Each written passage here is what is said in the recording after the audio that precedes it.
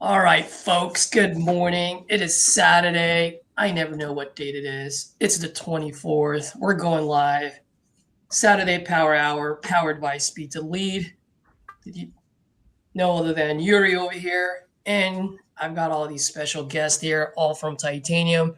Top closers within Titanium. We got Tyler, Cody, Dale, KP, who's pretty new, but straight up killer himself.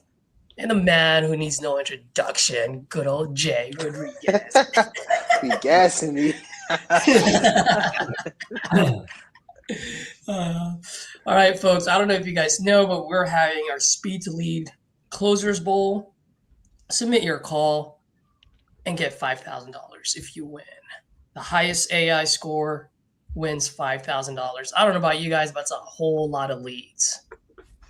It's a whole lot of leads. Submitting your call can turn into a $30,000 payday. That's huge. Yuri, I don't know if you want to talk more about it or where they can drop their. Oh, it's already across the screen. Yep, we make it simple, guys. So you can call any leads, any PPL, any conversations with sellers. Just go to the page istl.co/closersbowl, submit your recording, and AI is gonna score them based on 41 metrics. There are 10 prizes from $500 all the way to 5,000 and 2,500 lead pack. So you can get actually 2,500 leads that you can, give to your team or something too. And again, any leads qualify, so go and just get it. And nice to see you all, guys. And again, it's live number 5 for iSpeed Closers Bowl.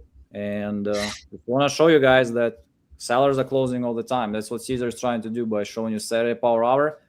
But hey, here's another cool thing. We're going to be live tomorrow too. So stay with us. And guys, I think already bought some leads. And if anybody wants to get some leads, use the codes WIN90. If you got a coupon club, it gives you 90% off of active sale leads till the end of the day. So basically leads will be like at $10 or something. And That's if you don't have a coupon club, use the code WIN80. But I would say if you don't have coupon club, or you maybe cancel your coupon club for whatever reason, you can actually get 7-day free trial. Information is on iSpeedToLead YouTube in the description. So let's go. That's huge. Win 90% off, guys. That is huge. Let's make it happen. Let's go. Yes, Perfect. Let's get right into it, guys. Let's make some calls. I'm gonna go buy some leads right now. So whoever bought leads, go ahead and start making calls. Let's get going. Let's get this frenzy going. Danny Force, if you're watching, this is what happens when you create frenzy and you don't invite this guy. I create FOMO. Let's go.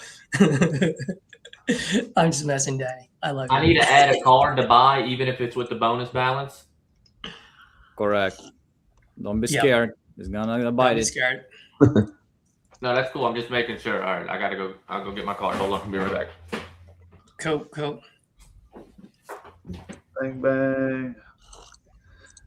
Yeah, I give Danny crap earlier too. I was in his little room and he's like, "Oh, Tyler, this is the challenge. Wink, wink." And I'm like, "All right, well, see you guys. I'm going live." I was like, "I'm out of here."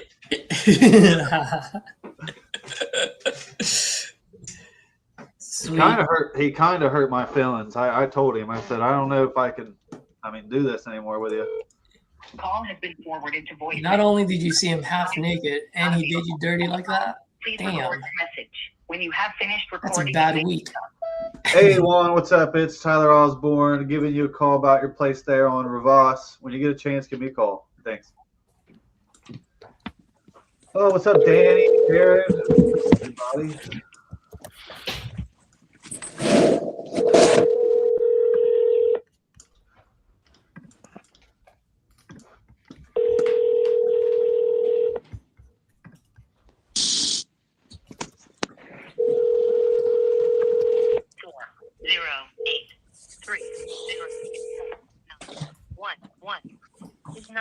Please leave your message for 470494944. Hey, this is Bill reaching out to you about that property in Baytown, Texas. If you could, give me a call back or text me whenever you get a free chance at this phone number. Thank you so much.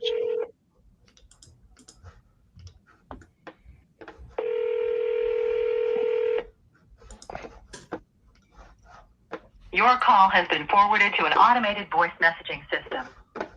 919. Who's that? Make sure you mute yourself. It's Tyler. I just muted you. At the tone, please record your Yeah. message. When you've finished recording, you may hang up or press 1 for more options. Hey, Carla, Tyler Osborne, giving you a call about your place there on Wheat Drive. When you get a chance, give me a call. Sorry, y'all. I just realized I've been muted this whole time. No, you weren't.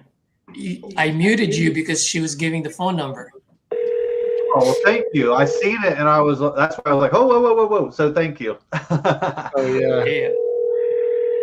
So just remember that, guys. If the person's giving out their phone number, just mute yourself. Please leave your message for I'm gonna hear you anyway, so I'm gonna do that. But just do it yourself if you can. Hey, Nathan, this is KP calling. Local cash buyer here in Atlanta. Please give me a call back. Yeah, at that's it. 678 So do 788 you own that 7758. property, or do you know who Yeah, Mandy I is? speak with Alice. No clue. Okay, I've had gotcha. this phone number for 20, probably 35 years. Okay, so you don't own that property? Nope. Okay, gotcha. Thank you so much, man. I'm sorry about that. Bye. Bye-bye. Any chance? Yeah. Oh, great! I'm glad I called. How much are you looking to get for it? Well, I was asking 25. I was asking 25,000. 25,000, huh? 25 to stay alive. Okay. Uh-huh. I'm pulling this up right now. Can you tell me a little bit what you got going on over there? House. It's a 2-bedroom, bathroom, living room, dining room, the kitchen, backyard, and front yard. Brick house. Brick house. Mm-hmm. Gotcha. Okay. Is it vacant, occupied? What's the Yeah, situation? it's vacant. It's vacant. Oh, wonderful. Okay. How long has it been vacant for? About 3 months. Oh, 3 months. Did you guys live there? Did you have tenants there? What's the situation? No, I had tenants there. I don't live in Memphis. I live in California. I noticed, ma'am. I was gonna ask you. I noticed a 323. I'm actually out in LA myself. Mm-hmm. Yeah. What part of LA are you in? Los Angeles. On the west side. On the west side? Same here. I'm in Hollywood. Not all the way up in Hollywood, but pretty close. Pretty close. You don't live by Hollywood Park Casino, do you? Do I live where? You know where Hollywood Park Casino is? Yeah, I know where it is. It's out in Inglewood. Yeah, I know where it is. Yeah. All right. So it's been vacant for 3 months. How did the tenants leave this place? Well, they left. Didn't take the furniture. Well, I guess they must have went on the price of right and got some new furniture. They left everything in the house. Okay. They didn't tear it up or anything like that at all? Like, what's the condition like? It's in pretty good condition. It's in pretty good condition. Gotcha. And how much were they paying rent for? How much were they paying for rent? I ain't been back there. That's where you gave the stuff.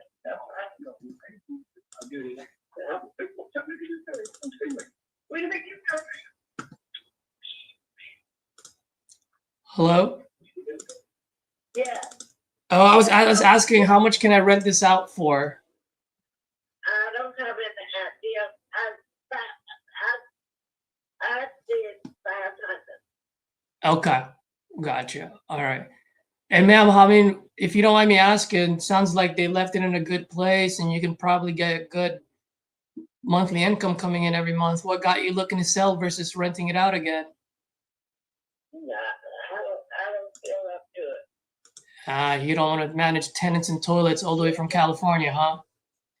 Yeah. I gotcha. Okay. So you're saying this thing's still in good condition? Yeah. Gotcha. Okay. And now how soon do you want to close? Like, what's the ideal solution for you? And so you can write me a check. All right. Well, just to let you know, as far as my process goes, if we do something, Obviously, you and I will have to get an agreement saying that I'm looking to buy it. And then once we have that signed, that's when I open title. Title company's there to protect you as the seller, and they're there to protect me as a buyer. Okay. And if you want to do like a 14-day close or 30-day close, I can close as soon as title clears. And then while they're doing the title search, a couple of things are going to happen, Miss Alice. One, I'm going to have to send my contractors out there just to confirm the condition of the house.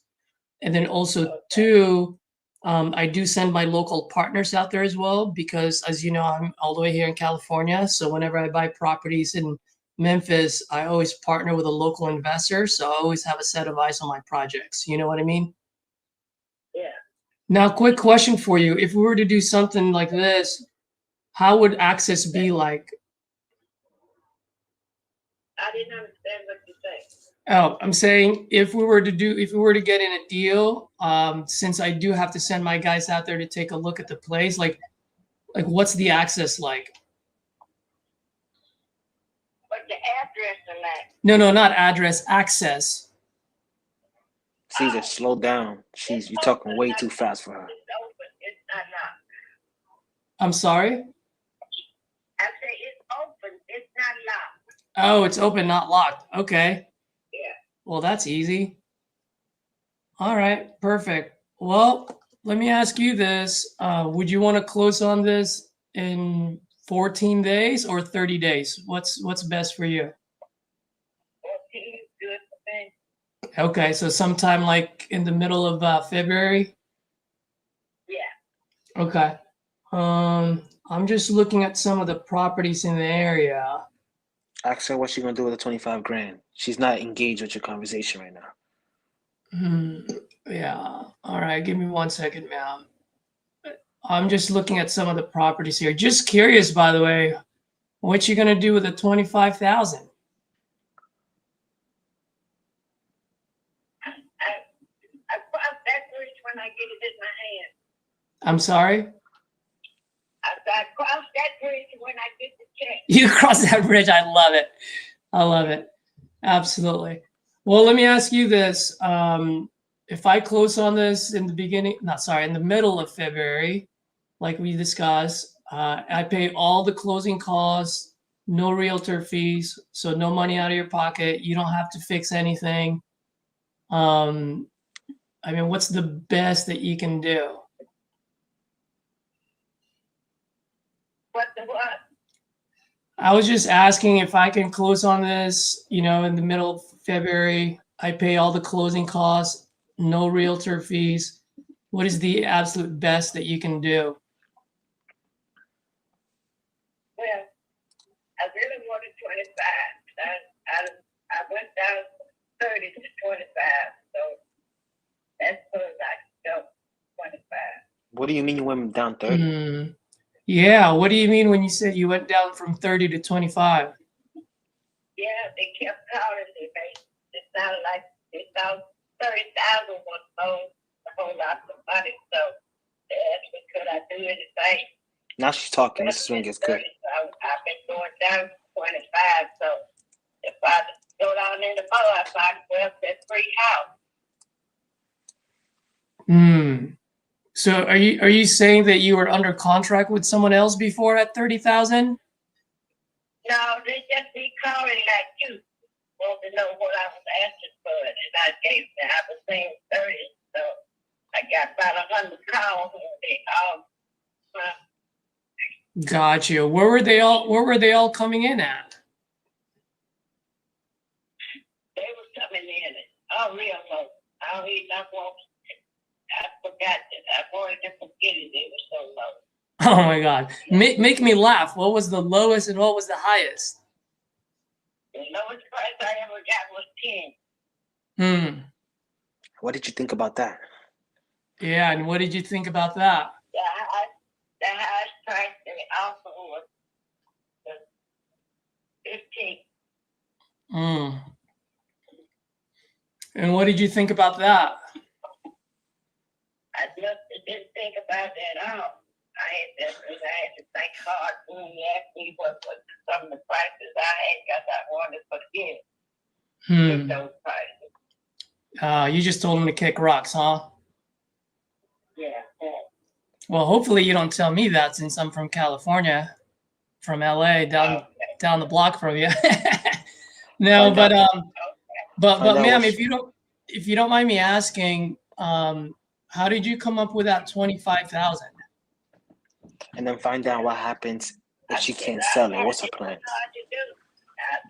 I just said 25,000. And then this is closable. She already got engaged. What was that again? I'm sorry. I said, I really wanted 30 if I could get it. That's what I really wanted, was 30. Mm-hmm. And why is 30 so important? Yeah. And if you don't mind me asking, why is 30 so important? It wasn't so important. I thought I was giving him a break. Oh, you thought you were giving him a break? What do you mean by that? Yeah, I thought I was giving him a break at 30. What do you mean by that? They thought 30 was all the money in the world. So I went down to 25. So I'm not going to go down anymore. I just keep it. Does the property need work? I'm asking. I'm not asking you. I'm asking you. That's a house and land. Just find out what happens if she doesn't sell. We're just looking at the house. They don't recognize. And then you can offer her 20. When you sell a house in California, they tear the house down. The land is more important than the house. They put up 2 high-rise, 4-story high. So I don't know what they want. Yeah. Yeah. That's what they do with a house in California. They'll tear it down. They don't want the house. They want that land. And they put up 2 to sometimes I know how deep in the lot is. They might put up 3 high-rise. 4-story high. So I guess I'd have stayed in California one day too long. I've been out here 60 years. So, my mind is not programmed back there. So I wouldn't try to sell anything back there. Yeah, I understand what you're saying, man, especially here in California. My only concern is Memphis is not California, you know what I mean? Land's a little different. So and by the way, ma'am, I would love to put as much money as I can in your pocket. It's just I also have to be fair to my business at the same time, you know what I mean? Now, did anyone ever explain to you why they couldn't meet you at the 30 or 25? Or were they just lowballing you? They had, they wanted to keep it, they did it. So, but I didn't have anything cheaper. You got to make her realize it's hard to sell, and then why you're so easy and you close. The next street for me is $3,000 a piece. I told him to go back over on the next street. He might find something for $2,000. Mm-hmm. I don't know if it's a deal though. I'm just going based on conversation. Yeah. Well, I know this market quite well. And this is a 2-bedroom, 1-bathroom, correct? Yeah. Gotcha. And then you're also on that. See, here's the thing, and if you don't mind, I'd like to just kind of explain what the market is doing there. If the market's bad, I just want to tell you, okay, you don't have to explain. I know the market's slow down. Yeah, no, I understand. Well, I mean, I'm not that far off from your number, and I'm far away from there, so I think I'm doing much better than they are. It's just if I do the 25,000, and I do have quite a bit of properties on both sides of that train tracks there, okay? Yeah. And on the other side of the train tracks, just slightly better than hillside, and so on that side, on your side of the train tracks, for any 2-bedroom, 1-bathroom. Especially if we got to come in and do a little bit of work before to get another tenant in, and the rent's not as high, Usually on that side of the chain track, I do buy, 2-bedroom, 1-bathroom, anywhere between 15 and 20. So I guess my question to you is, I mean, if I can close on this quick, like in the middle of February, is there any way where you and I can meet in the middle and I can get this thing off your hands? So in that way you have money in your pocket before Valentine's Day, and I can start getting to work on this. I don't want to pay it less than 25. I won't go in the middle. I don't want to go on the side. I don't want to go on top or even bottom. Just 25,000. 25,000, and just curious, by the way, what happens if no one buys this at 25? Just keep it. Pay my tax. Keep my tax up on it. Keep it. Are you gonna fix it, or are you gonna let it rot? I can fix it if I wanted to. Okay, I was just asking because if you leave it open, as you know, there's always gonna be squatters, and they're always gonna screw up the place. And the longer you let it sit there vacant, the lower the value gets, even if the market goes up, just because there's so much work that needs to be done later on. Not to mention everywhere over there is going through the winter vortex. They don't have the luxury of California weather right now. I mean, you know what happens when you stop flushing down the toilet, right? Yeah. Shit happens. Hey, Adrian. And you don't really. Hey, this is Cody. How you doing today? Doing good. How you doing? I'm good. I'm calling about your property on Elliott Street. You still looking to sell that? Yes, I am. I'm a motivated seller because I'm tied up on that on the with other projects. So I like to get that sold so that I can complete some other stuff. Awesome. Well, I'm definitely here to help. So tell me a little bit about what you got going on. Okay. Well, the property itself, the land itself, is located about at max 2 miles from downtown San Antonio, and it's sits right behind the fire department. Of course, it's a neighborhood, but we sit in the back part of it though. And it runs off the main drag right there. Also, it's a new construction. It's about 80% finished. We just I'm trying to get bids so that I can get that money, so that I can fund something else, so that I can get bigger money. That's all it is. And so more about the house. The house is a 2-story. It's a 3-bedroom, 2-bath, and it's foundational slab. All the permits are active and everything. We're almost finished with it, but I do really need to get that money out of it. I'm willing to take a loss. When the house be sold, it'll be about $230. If you want to flip it, I mean, even if you just refinance, you're good. But what I'm saying is, I'm looking to get about $130 out of it. If you can meet that number, $130, I can send blueprints to you. I can send pictures, and then we can go from there. Okay. All right. So this is a 2024 build that you just started building last year from scratch, or Correct. In 2024. All right. Correct. Yeah, I got a track for building. I build a lot of homes in San Antonio. So, I go through inspections and everything's in line. Everything's good. It's a fee simple property. We don't own nobody. And, the property itself is worth $30,000, the land alone. And I'm just trying to get some money out of it so that I can move forward on other things. Okay. And how much has been done to the property so far? The house is in foundational slab. That's completed. We framed on it, and then siding put on. Everything within city coordinates, and then we have roofing on. It's covered. It doesn't get wet in and everything. We ran all the wires. We ran all the plumbing for the foundation. Ran all the plumbing for the walls and everything.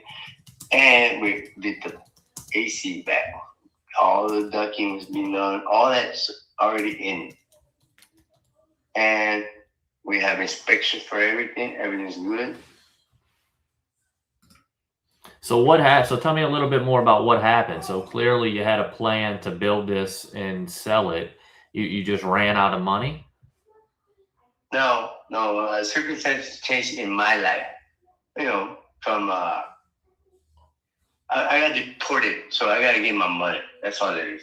Okay, so I appreciate your honesty. So you got deported.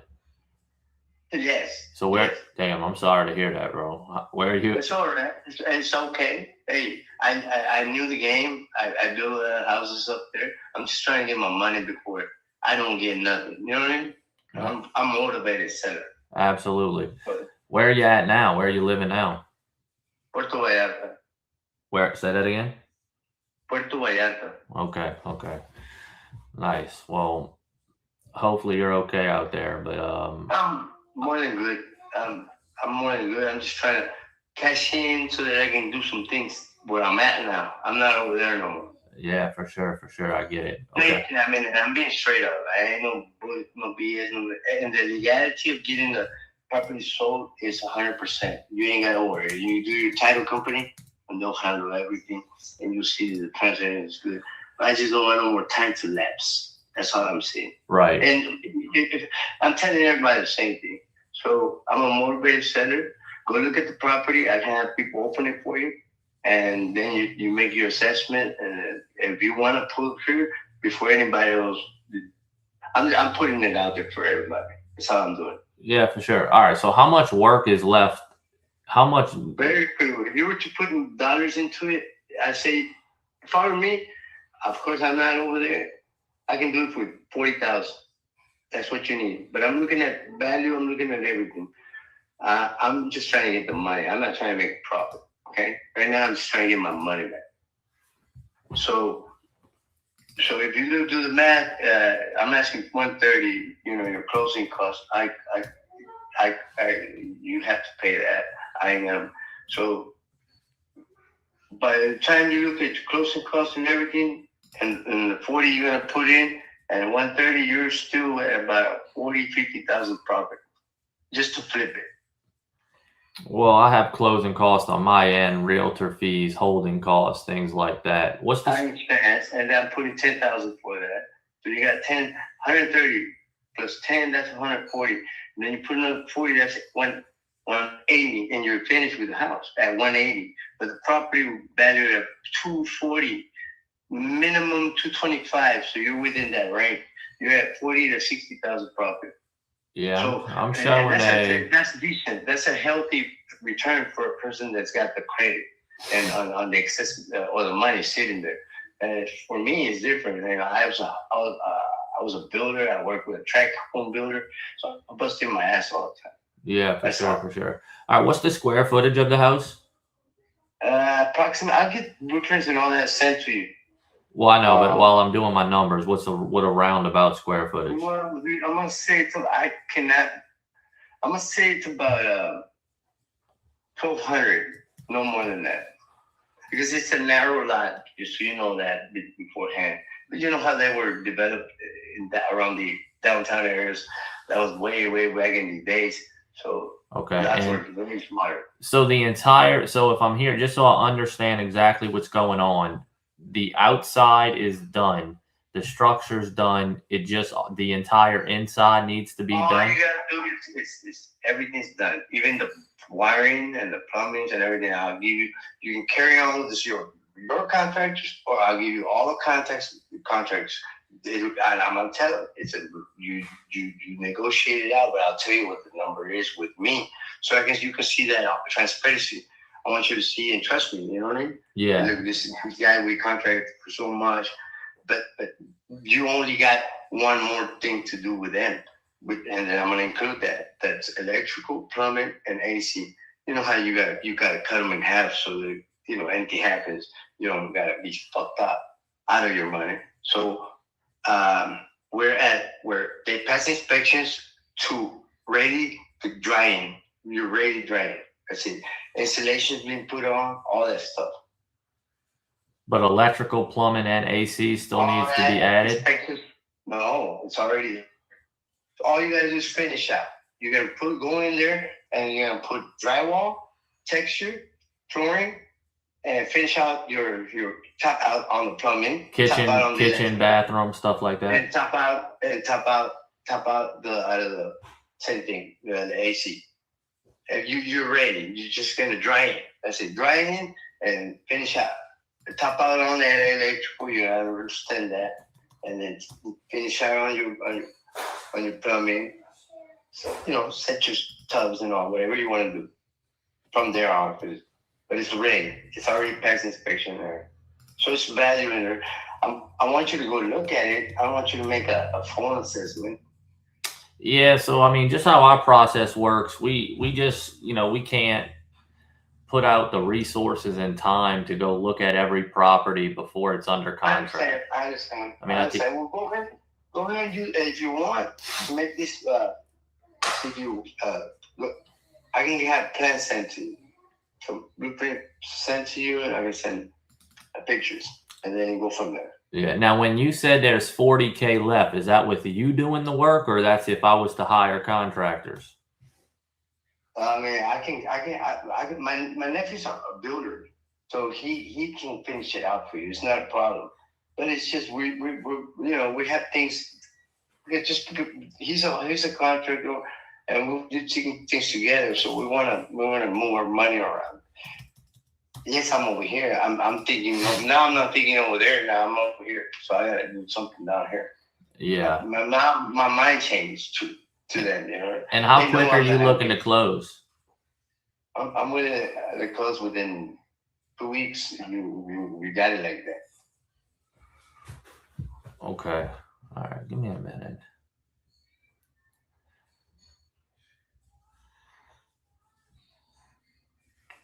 Give me 1 second.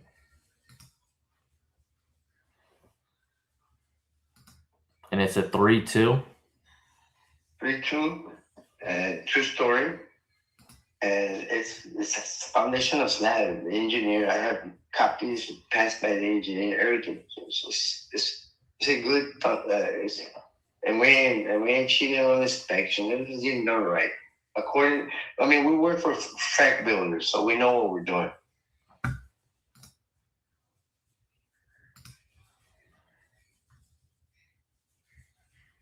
All right, give me a sec.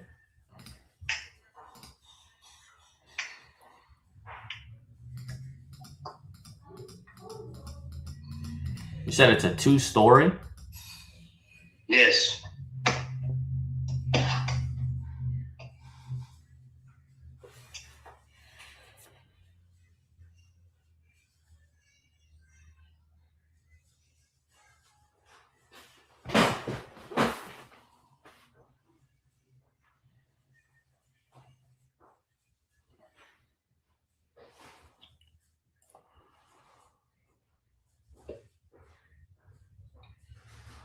There's just not much in this neighborhood that's ever sold for over 200. Well, go take a look at it, and you can carry from there. You can call me back on your time. Hold on, just stay with me for a minute.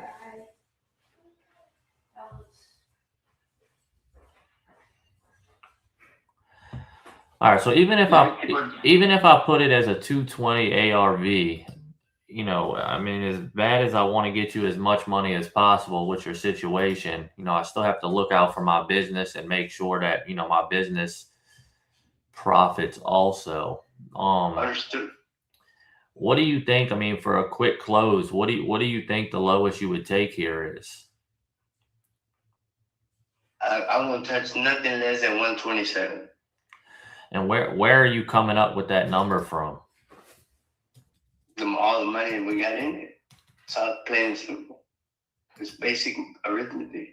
It's just straight out there. The dollar value, engineers went up. Engineers don't charge you $2,000 to get your blueprints done. They charge you $6,000, $7,000, and all the expenses add up to that. And believe me, we're in the business. I haven't sold one property. I've sold over 30 properties, so I know what I'm doing. No, absolutely. And I mean, I can tell you know what you're doing, and you've done this before.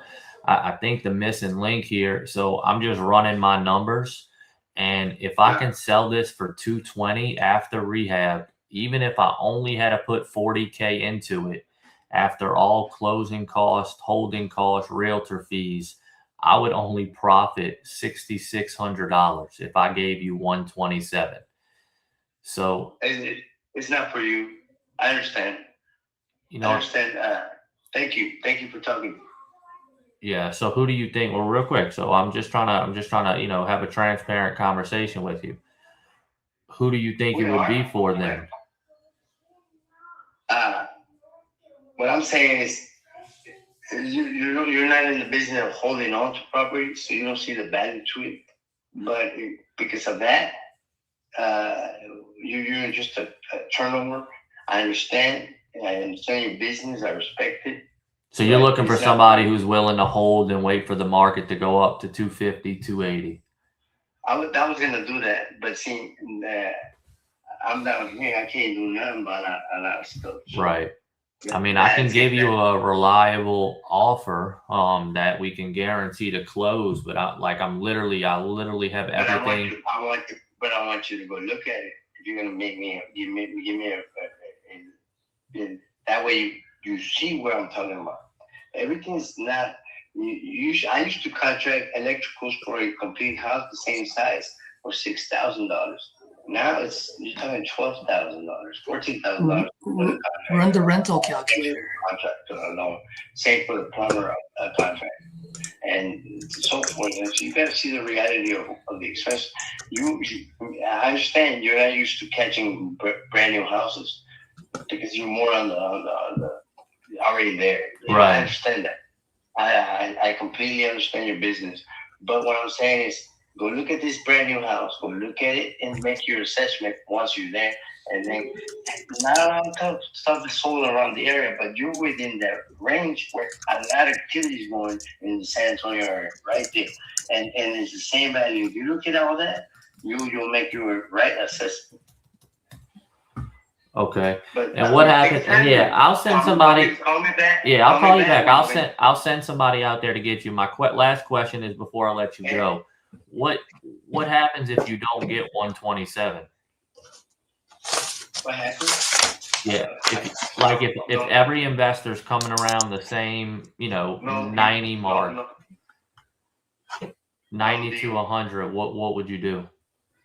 No deal. It's still gonna keep going. You would just hold it until you end up getting what you want.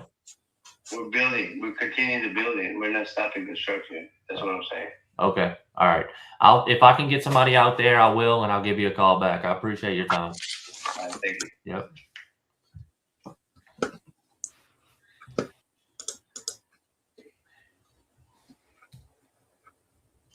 Cody, can you hear me? Yeah, my bad. I didn't know I had it off, so I didn't know if y'all were talking to me or not. No worries. Good call. I wasn't listening to like half of it. One thing I was just gonna say is, once he told you that you're a flipper and not a buy and hold, why didn't you run the rental calculator? Yeah, good question. Yeah, that is a good question. Yeah. So when someone says that, hey, great, you know what? I can do that. Let me see if the numbers work. All right, you want 125? How much can I get this appraised for? Okay, so on that one, if I pay you 125, I'm negative 5% equity on this.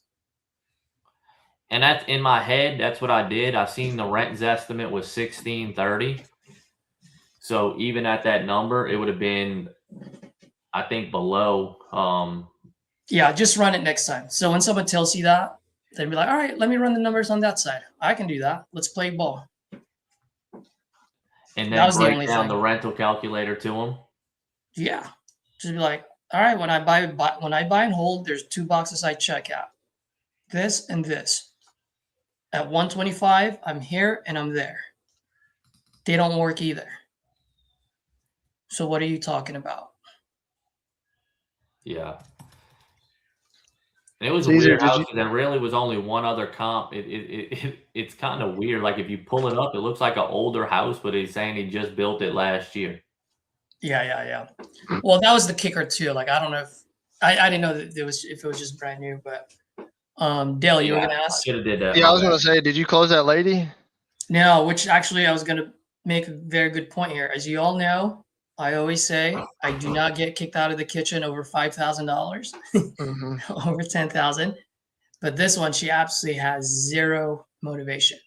So, so for this one, I don't mind getting kicked out of the kitchen because when it comes back and we're overpriced, even if we're overpriced by 1,000, that lady's not going to move. You know what I mean? Now, if there's motivation there, I don't mind taking a risk because there's motivation and I know I can scale it down if I have to. But this one, there just wasn't, so I just ended it.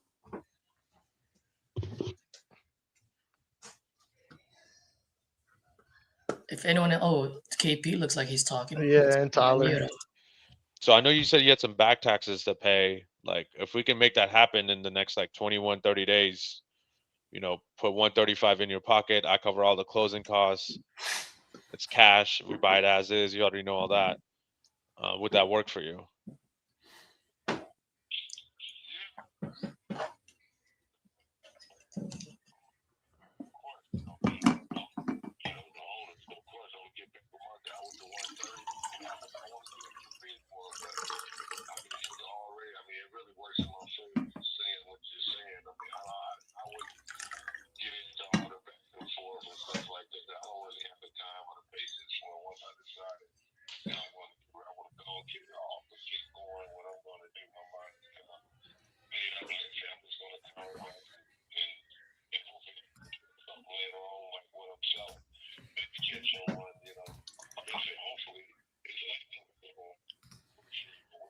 Right.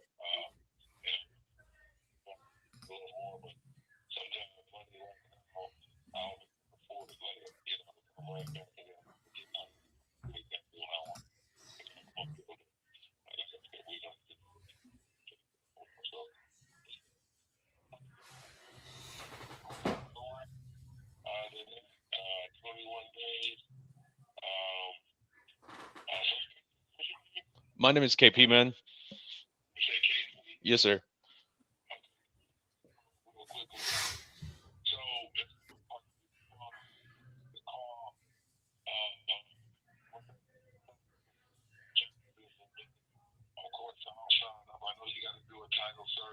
Yep.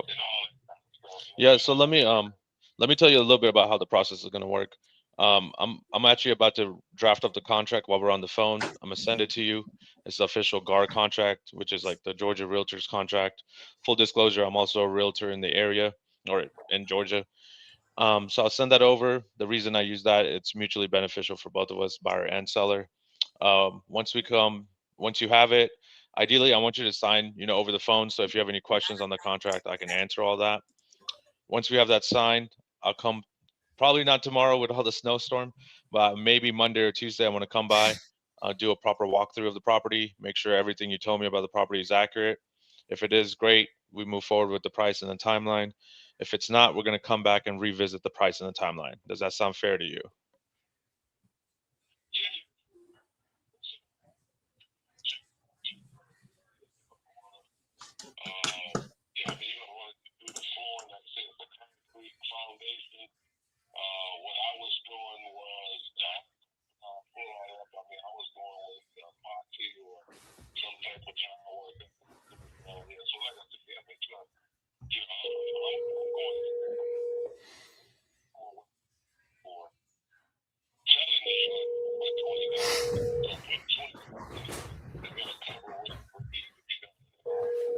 Right. And yeah, obviously I know you're 20. Hello. We all got different prices, right, Hey, for I was contractors. looking for So I put in like Victoria. 30 on mine, but again, at Who's that calling, 135 please? price, Yeah, my it still name's works. Cody. I was calling about So maybe the y'all numbers are property working. on Let me Daffodil, and then write I up think this y'all have two contract other real ones y'all are quick. trying Give to me sell like also. 2 seconds. We got a house on Madeline that I've just posted. Well, that's for sale for now. Okay, so you're not selling the one on Daffodil? No. Okay, so what's the address of the one for sale? 1140 Madeline. 1140 MADE.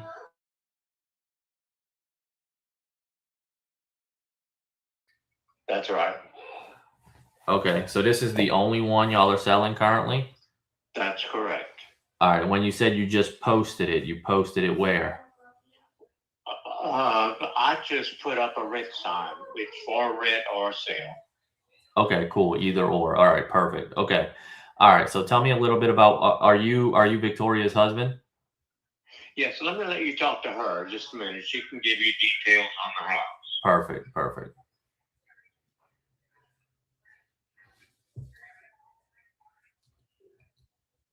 Hi, this is Vicki Benoit. Hey Vicky, how you doing? My name's Cody. Hi, Cody. What would you like to know about the property? We can start off just what do you have going on? Why are you selling? And then about the property. I'm getting rid of a lot of my properties. I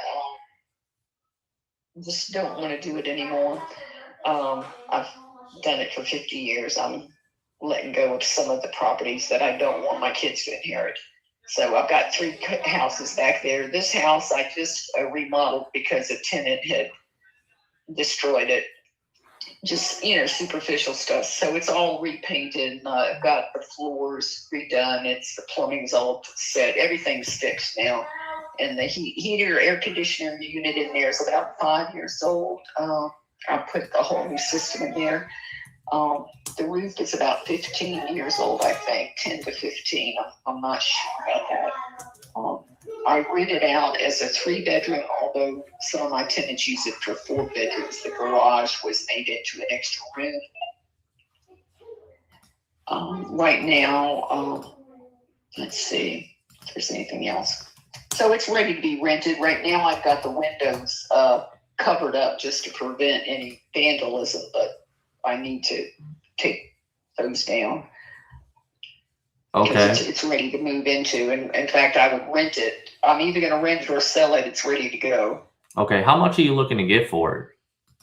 I would be willing to sell it for $85,000. I'm renting it for $1,000 a month. Depending on how many people are there, I could get a little bit more maybe, but that's about what it rents for. Okay. All right, hold on. And tell me, where did you come up with the 85 from? Looking at similar properties in the area, there's not a lot of turnover of those houses because they're either owned by the family. Harry Abear built these houses in the 70s and 80s, and some of the families have owned them since then, and other are owned by people like myself who came in the 1980s and then the 2000s when the bottom fell out. That's when I bought my houses. So at any rate, they don't come up real often. But I've got 3 houses back there. This happens to be the one that's vacant, so I'm going to sell it or rent it, like I said. Okay. And and are you selling the other 2 too if we was to take them with the tenants in them? Sure. For the right price, I would. I'd be glad to. But I have another house that's much larger than this one, about twice the size, at 425 Daffodil Loop, and then I own 429 Daffodil Loop. And I have long-term tenants. I mean, they've been there. One guy I'm renting to, his mother rented from me. So he's been raised in that house, and now he's raising his son in the house. So that's how long I've had this tenant. I'm a good landlord. I take care of my houses, and so I keep my tenants. Yeah, for sure. And what are they? Okay, all right. Let's go. We'll talk about one at a time, though. All right. So when you say you redid everything, like, is the kitchen and bathrooms updated? Updated is the loaded term. I mean, I rebuilt the kitchen cabinets. I don't put in appliances, so I didn't replace any appliances because it's just more for me to have to keep up with. So there's no appliances. And the bathroom has a recently new tub, but it's not marble finishes or anything. This is a rent house. But it does have a new vanity in the bathroom and new bottom cabinets in the kitchen. So I call that remodeling. Right. You remodel it to get it, to get rent ready, not necessarily like for a fix and flipper. Exactly. I get it. Exactly. It's definitely for rent, because like what I did this time, for the first time, I've never done this to a house, but we peeled up all of the vinyl, all of the old stuff on the floors, and actually painted the floors, and they look great. I'm kind of excited to try that out as a more economical way. Since it's a cement slab, it was possible. That's good. So anyway, so it's all repainted and new doors, stuff like that. Little leaks have been fixed. Okay. I fixed it. I'll tell you what, I've got 3 kids, and they just don't live in town to inherit. So yeah, for sure. But I fixed it as if they were going to inherit them, is how so. That makes sense. And you said it had 1 bathroom? Mm-hmm. It's just 1 bathroom. All of those houses back there. Well, the other one I told you about is 1.5 baths. But this one is kind of the footprint for a lot of them. My other house at 429 is the exact same, what do you say, same footprint, same house design. And it has the garage, which has been made into an extra room, which is considered legal square footage. So they're great houses. They've been a great investment. Yeah, for sure. All right, hold on a second.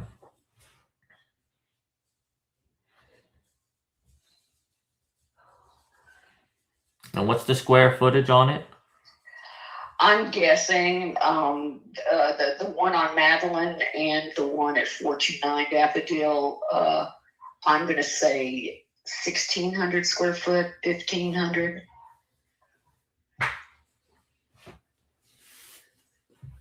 And all of my houses, I put central heat and air. Okay. And the roof is good? Yeah. Good enough. I mean, I would say it's good for another 5 years, maybe 10. Okay. And if I was to buy this and it, you said it doesn't need anything, what do you think it would appraise for? I haven't been doing this for a while, so I just honestly don't know what per square foot that would go in there. I would say if you were going to flip it and sell it to a buyer, you could probably easily sell it for 120, 130, because the person who's going to go in, but the rental market, it's different, and people in this category typically only rent. So I try not to go up too high for the rent, and like I say, once I do get a tenant in, then I try not to go up on the rent. Okay, and I actually see you have this one listed at $950. Is that the most you think you can get, or do you think you can get a little more? I believe I can get more if I get a Section 8 tenant. Now they're changing things. I don't know. Have you ever hit Section 8 tenants? I haven't, but I'm very familiar with it. What is the Section 8 voucher? Well, the Section 8 voucher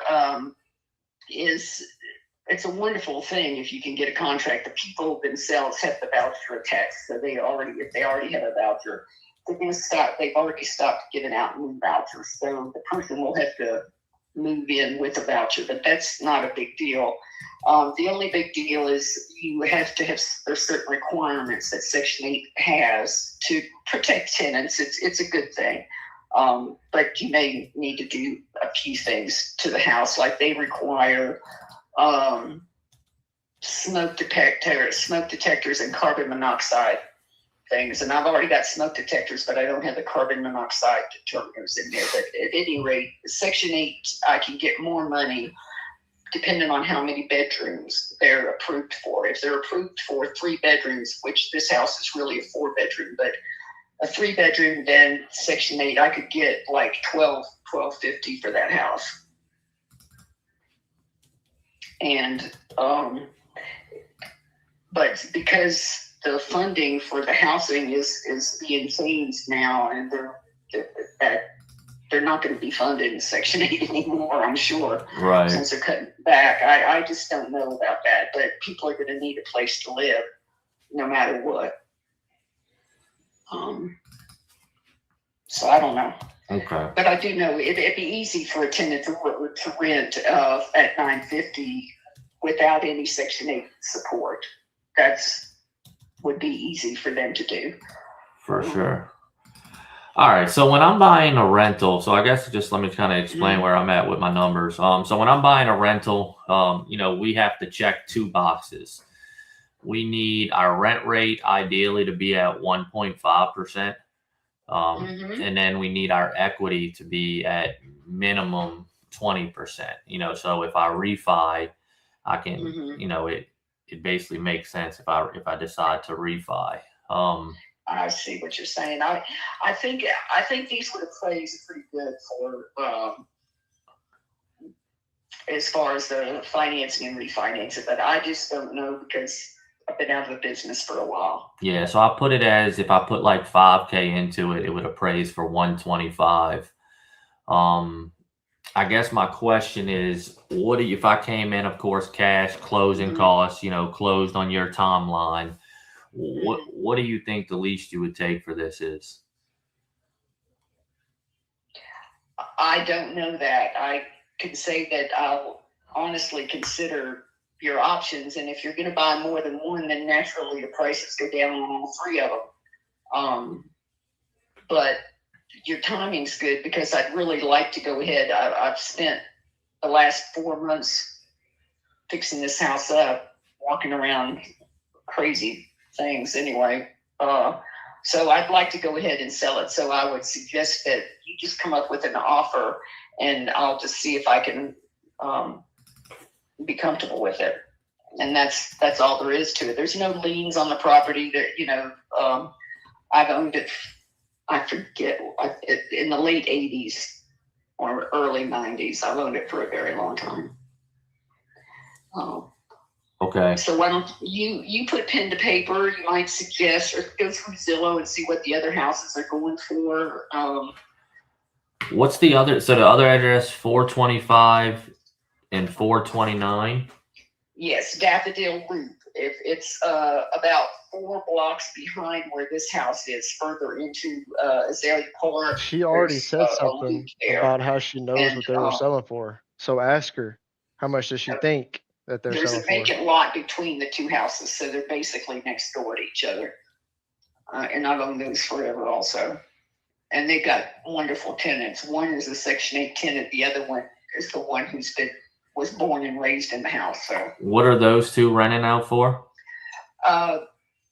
The Section 8 lady is getting it for around $800, which is a steal for it because that's a 4-bedroom, 2-bath house. And I'm only doing that because she's read from me forever, and I just can't kick her to the street. Right, and that's 425. Yes, 425, and that one would rent as 4-bedroom, 2-bath. If it's Section 8, and it's got a backyard. I mean, even put 3 or 4 apartments on that one lot.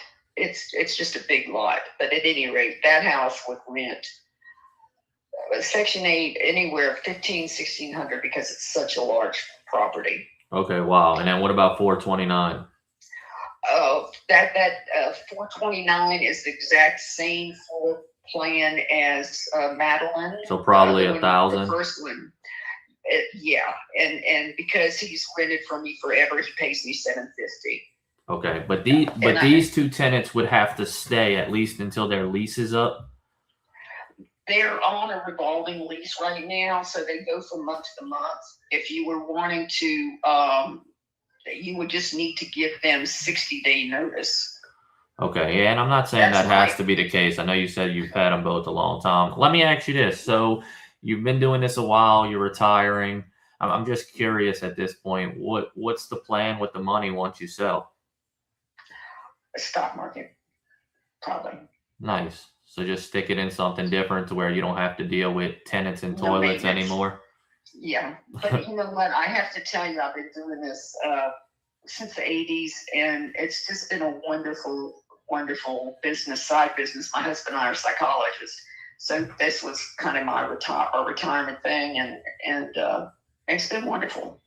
But you do have to buy it at the right price, you know, and I've had really good luck in this neighborhood, Azalea Park, with getting tenants because it's an area where a lot of people need to rent. For sure. All right, and then off the top, well, not off the top of your head, so just so I have an idea of all three, what's a number that comes to your head for 425 and 429? I'll have to get back with you. I hadn't really seriously planned on anything. I would think right off the top of my head that the larger one at 100 and the other one at the same price. You know, will it be a little less because it's not as fresh? It'd be probably like 75. Okay. All right, give me a second. Don't hang up. I want to let me just run my numbers real quick. Okay. I'm hoping I can, fund your stocks, let you retire, live the good life. I just need, I will need some meat on the bone on my side. Is that fair? It sounds good to me. All right. That's how you do it. Yeah, for sure. Hold on one second. All right. You there? We're all here. We're all here. What's up? All right. So am I just focusing on the one? Am I focusing on the three? Where am I going here? You tell me, bro. You tell me. Yeah. So, I mean, at the end of the day, Lafayette's a good area. If it'll appraise for 125, like she said, I mean, I feel like on the one she was asking 85. I think she initially said I need to be at like 60, simply because my equity's good. I would be at 37.2 equity, but I'm still at only like a 1.2 rent rate. Okay, so that's good. All right, what's next? I guess, do I just go with this one offer and then say I'll run the numbers on the other two? Just run the other two. Yeah, go by one by Make one. it quick. Yeah. 65 Madeline and 75 for 4. It's up to you. However you decide to go. It's your call. Always go back to her stock market and her retirement. All right. All right, hold on.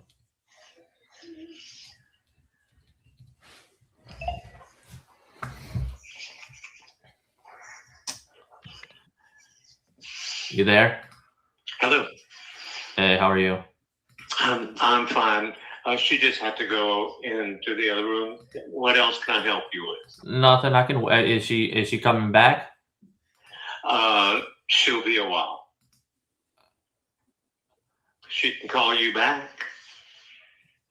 Okay. Hold on one second.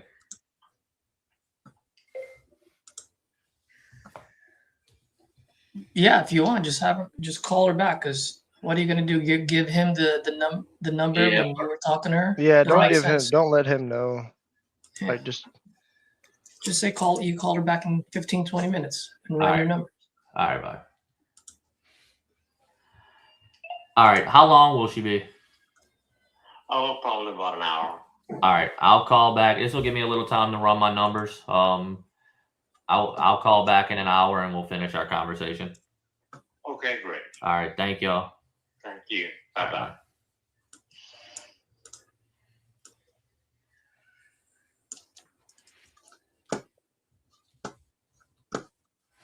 All right. So how was the call overall?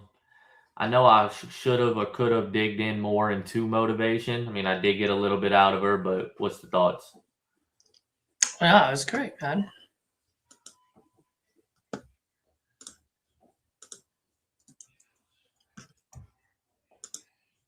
Did KP lock up that deal? I don't know. You butt in, so I have no idea. Yeah, I sent the contract. He's supposed to sign after he runs it by his daughter.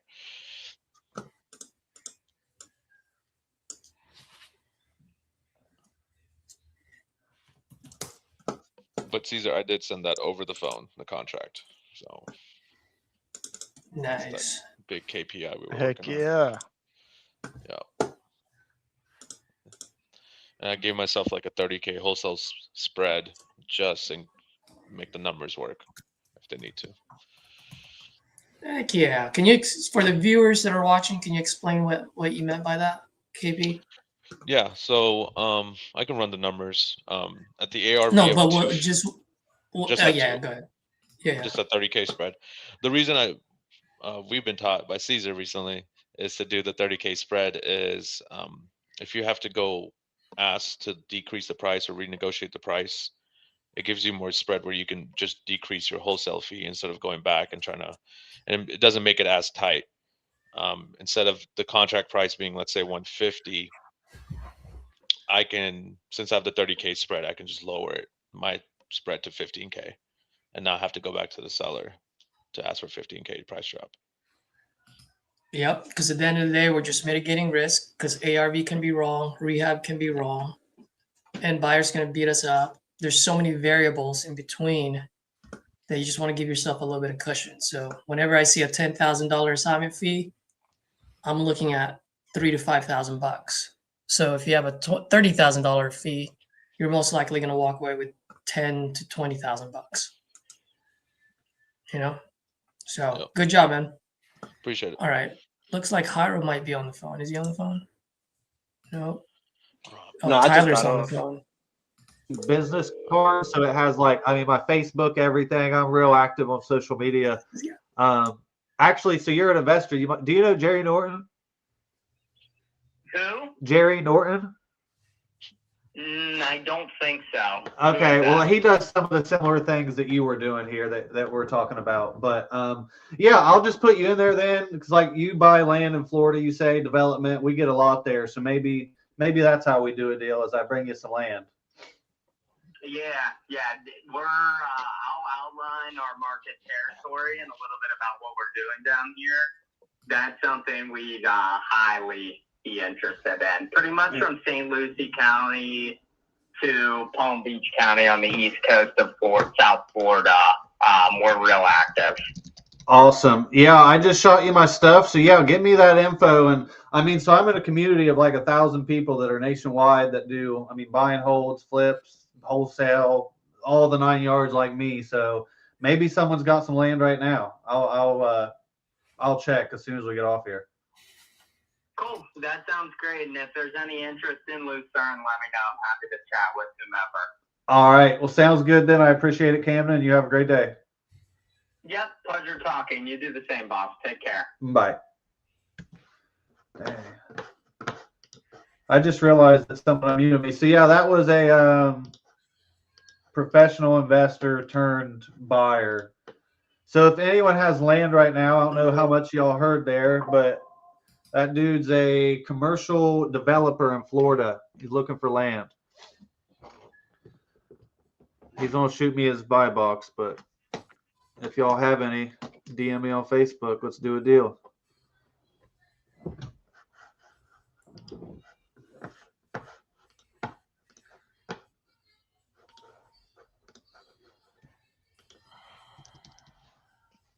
Sure. Awesome. How much are we looking to get for it? 200. Okay. Can you tell me a little bit about what you got going on with it? Yeah, it's an investment property. I bought it in 2018, so it's been rented pretty much the whole time. And the last renters moved out in September, so I live in a different state, so I'm just looking to try to get, sell it if I can get the right price for it. Okay, gotcha. And what's that right price? 200. Okay, 200. And did you say the renter's still in there or they moved out? No, there's nobody in there right now. Okay, gotcha. And how long has it been vacant for? Since September. September. Let's see. Yeah, I was looking up is the condition still the same since you bought it back in 2018, or have you done any work to it? Oh no, I've done work to it since then. I just recently, painted all the inside and everything, replace the blinds, stuff like that. The only thing it needs that I know of right now is a new range in the kitchen. Okay, I gotcha. Gotcha.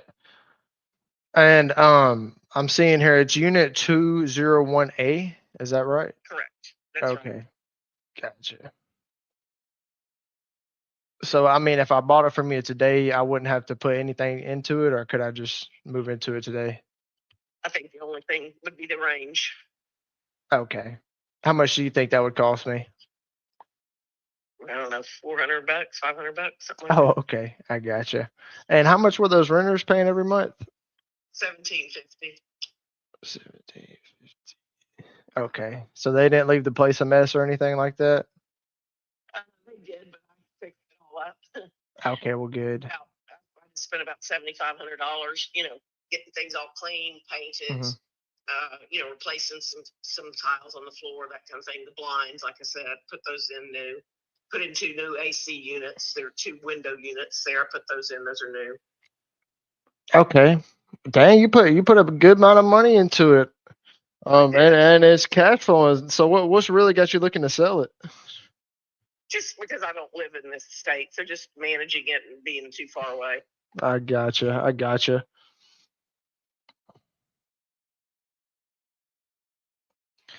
Do you have a mortgage or anything on it? No. Okay.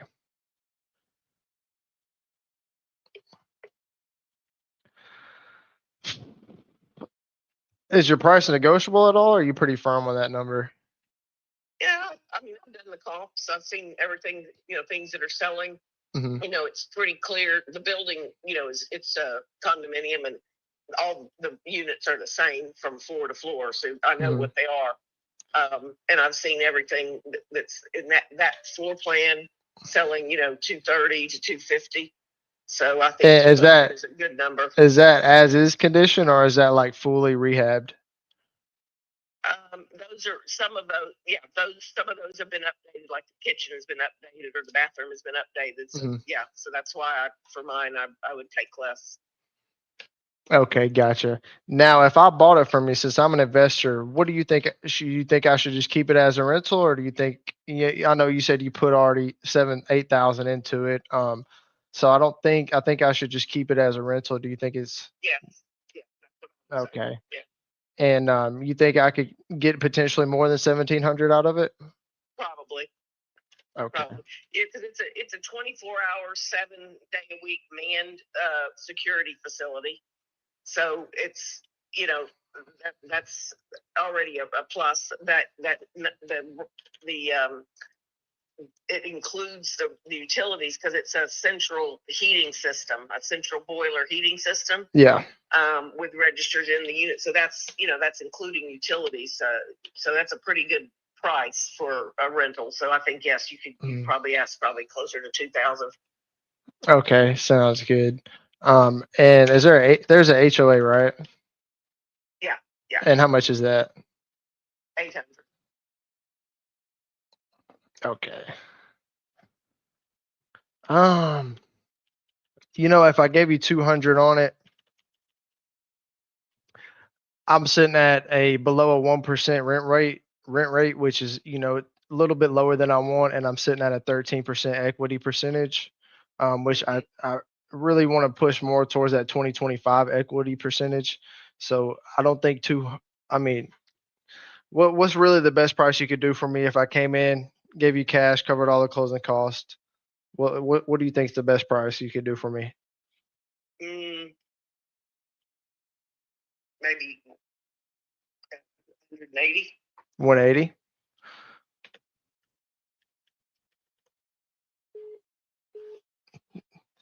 Okay, now we're definitely getting in the ballpark. Do you think we can meet? Well, you think we can meet at 170? I'd have to think about that. I mean, because it is a good cash flow for me now, as long as I Mhm. have renters in there. It's just a hassle, managing and that kind of stuff. Yeah. When it changed over, Mhm. but Well, yeah. I mean, if you don't want to deal with that hassle anymore, I'll be glad to take it over from you. 170, that just gives me a decent amount of room. You know, I'm not trying to make every penny out of it. I'm just trying to make sure it makes sense for me. And yeah, I mean, let me just tell you a little bit about my process. If we do end up agreeing at 170, I will send you over a simple 2-page agreement. Once you sign that, we'll come out, just do like a quick walkthrough just to make sure the conditions in the same that you told me today. And if it's in the same condition, then we'll proceed to close at your price, and that's your timeline. We'll close to a title company, and like I said, I'll cover all the closing costs, so you won't have to worry about that. Okay. How soon would that happen? Title usually takes about 2 to 3 weeks, so I would say anywhere from 2 to 4 weeks. Okay. Yes, ma'am. But yeah, I'll be happy to take it over from you. I know, like you said, you're out of state. You don't want to deal with it no more. I mean, what really do you need to think about? You know, other than the price point, because I mean, we're only about $10,000 different. You know, is 10,000 really? Do you really need that 10,000? Well, yeah, everybody needs 10,000. Yeah, I understand. I understand. But you know, you don't want to deal with it. I want to help you out, but I got to make sure it makes sense for me too.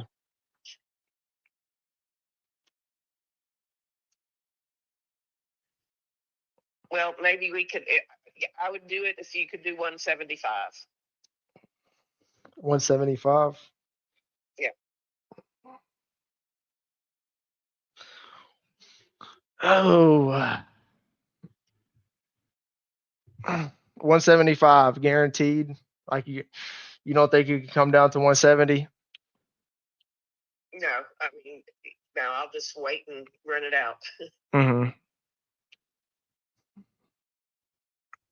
Well, okay, so you're just going, if you don't end up getting 175, you're just going to rent it out, right? Yes. Okay.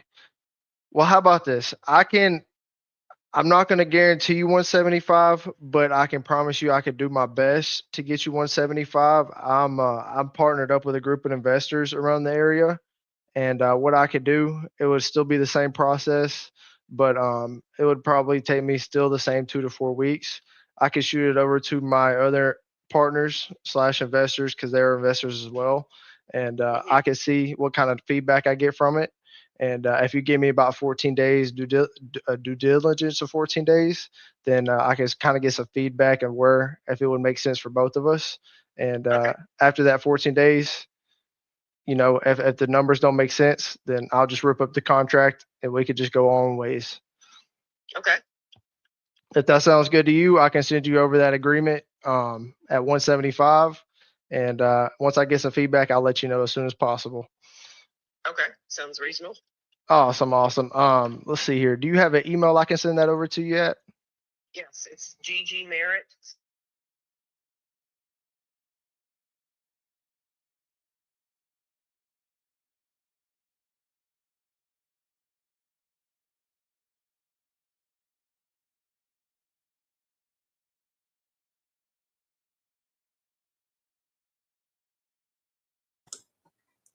Remember to unmute yourself when you're done getting the email address.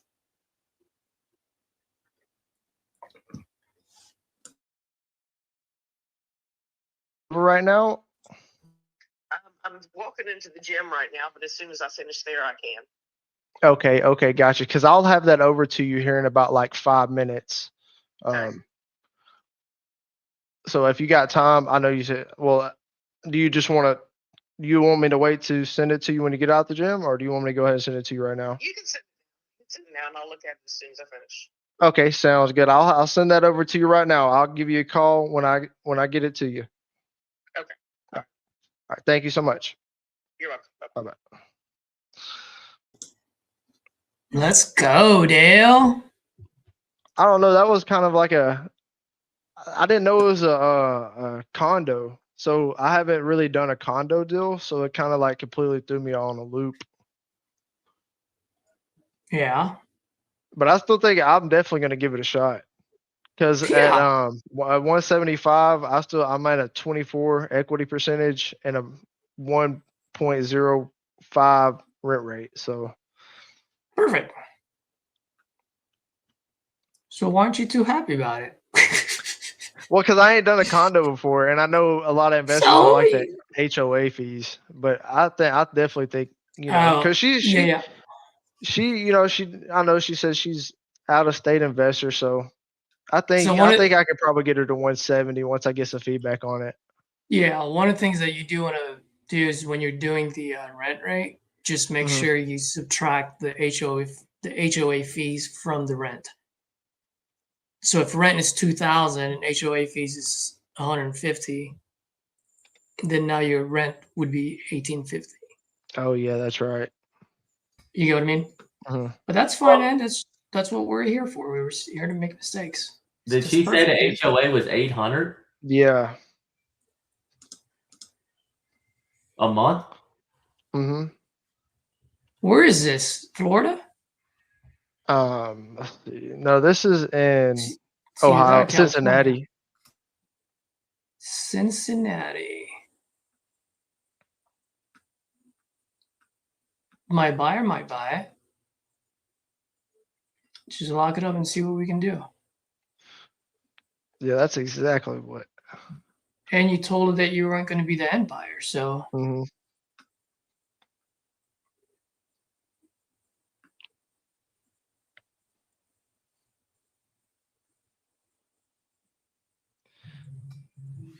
Hello, Hey, Jasmine. speaking. Hey, this is Cody. I'm calling about your property on Meadow Creek. Are you still looking to sell that? Oh no, you're like the 10th call I did today. What is? Oh, Are you not looking to sell, or are you? so I'll get straight to the point. Break even for me is 260. I'm not looking to make a profit. I just want to walk away without debt. Investors aren't looking for that number. So Is that what you owe on it? no. Okay, so you don't have a mortgage on it? I do have a mortgage on it. Outstanding balance is 194 if I'm not mistaken. Okay. Why There's a lien on the property. outside of the Due to mortgage? mortgage assistance. Yes, due to mortgage assistance. So in order for me to walk away debt free, it would be around 260. Okay. I'm a realtor myself, so I know what I'm talking about. Yeah, for sure. I'm willing to wait until April, May, until the market heats up to go ahead and sell and break even. I was initially, when I had inquired with investors, I was not wanting to wait, but ultimately, I mean, it's me and my kids in the house. I'm paying the mortgage. I'm fine here. I'm in a highly desired area. This community is no longer building. I'm 3 minutes down the street from the neighborhood community school. So I have a premium lot. I've done custom upgrades to my home. I'm not in a rush to sell. I'm not desperate. For sure. I just want to break them in. And what would it sell for right now on market? Right now on market, probably around 240. Okay. 245 with comps being the way being the way they are. But we're in January. I don't mind waiting until March, April, May, sorry. Once the market heats up and once everybody starts moving, for the prices to go up a little bit in order for me to break even. Yeah, and I don't know if another investor has brought this up, but it is I mean, we do a lot of taking over mortgages subject to. So I wouldn't be open to walking away with the risk of the lien still staying under my name. I understand there's an opportunity to refinance later on down the line once you guys obtain the property and you guys can take care of that. But in the meantime, I'm just not willing to walk away with the risk still being, or with the debt still being tied to me, if that makes sense. For sure, for sure. Yeah, and I mean, just a little more info there, just something to kind of think about if something does change in the future. We set up all subject tos basically where, you know, if we miss a payment or if we're 30 days past due, the property will automatically go back to you via quit claim deed. So before it ever even hits your credit, you actually would get the property back and have a chance to make that right. Now, I understand there's inconvenience there, but from a I'm risk. a single mom with 3 kids. I personally don't want to go through that hassle. I appreciate the offer. But again, if 260 isn't the price that you guys are looking for, I can ultimately save your time and mine and cut the conversation shorter. Yeah, for sure. Now I do no, you're good. You're good. You seem like a unicorn realtor. So I'd like to do business together maybe in the future. Do you list just in this area? Do you ever come across investment properties for investors? I do, but I work closely with family friends who are investors, so I tend to give them that first right of refusal. Okay, that makes sense. Well, I appreciate your time, and if something changes, I'll be in touch. And if something All right, changes sounds for great. you, call me. I don't know how many times I said this. I have too many investors reaching out to me for me to be able to save numbers and keep track of who's who. Yeah, you're But good. if and when you guys want to make a note to reach back out to me in April, May of, later on this year to see if things have changed, I'm open to that. Sounds To good. having a discussion later on. All right, thank you, Jasmine. Likewise. Have a great one and stay safe. Yep. Bye-bye. Cody, can I give you a quick feedback? Yeah, always. As soon as I give you a feedback, go take a quick walk, go have fun with your kids, and come back because you sound very bored. You Okay. you literally sounded like you did not give a fuck about her. Even what I wrote down, instead of saying how can I bring you business, you ask her how she can bring you business. It was all about you the whole way through, Okay. from start to Yeah. finish. My bad. Right? No, it's not your bad. I'm just saying she gave you an opening in the beginning because she said she's tired of everyone calling. So you got to be different. I'm pretty sure no one ever asked her how they can bring her business. Yeah. That makes sense. You know what I mean? So you were just like the whole way through. Now, unless you just didn't like her, then that's a different story. If you're No. I was just care, thinking I guess sometimes with me, like if it doesn't work, I'm literally just trying to get to the next call. That's Yeah, exactly what I did yesterday too. And Yeah. it's you're building up habits, for that one call. If you get that one call, you might not realize you're having a tone that is just like making the seller, just like he doesn't seem like he cares about me or stuff like that. And you're right, Cody, but the only difference is this one is a realtor. That means you can actually utilize her for future deals. Yeah. Since you like to pre-comp and pre-underwrite before you lock up a deal, wouldn't you want a realtor to be able to walk the damn property for you? Do that for me. Yeah, absolutely. Like that's your way into that market. Yeah. Like I'd say, fuck the deal. I want to create a relationship with this gal because she knows what she's doing. She had answers for everything for you. Yeah, she knew what she was that's talking my about. gal. If you're gonna do a novation, guess what? She's your gal. Yeah. For sure. So that's where I just don't think your mind went there, or my mind went there instantly. As soon as I realized that it wasn't a deal for you. Yeah, I appreciate that. All right, I'm gonna walk off and come back. Yeah, there you go. Go have fun with your kids, man. You've got amazing kids. And you come back fresh, you're ready to rock and roll.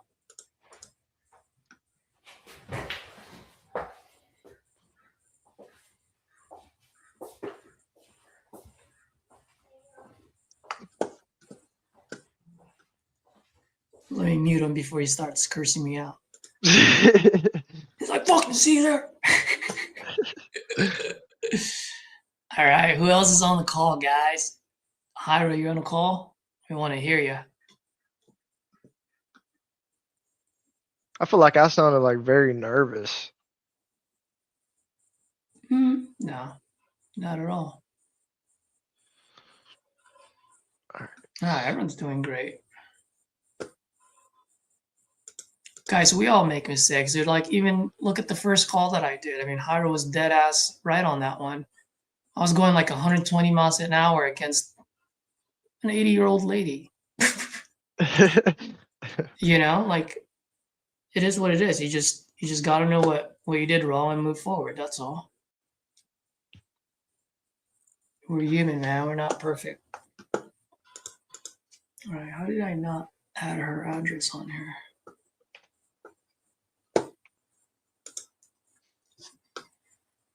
Everyone that's watching, win 90% off on active and sale leads. Guys, so awesome. You can stretch out your dollars. Active leads are 59 are like $10, $20 right now.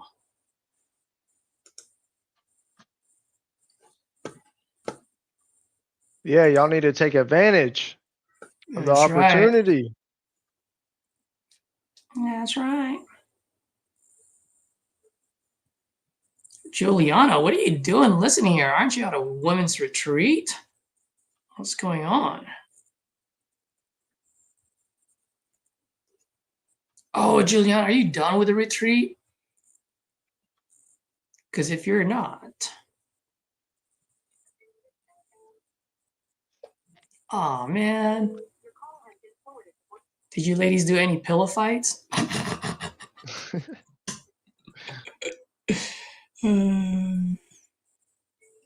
She's like, yes, every night. Your call has been forwarded to voicemail. The person you're trying to reach is not available. At the tone, please record your message. When you have finished recording, you may hang up. Hey, Suzanne, good afternoon. Caesar here calling about your property on Zolman Road. When you get a chance, give me a call. You can reach me at 415-579-3026. Thank you. The world will never know.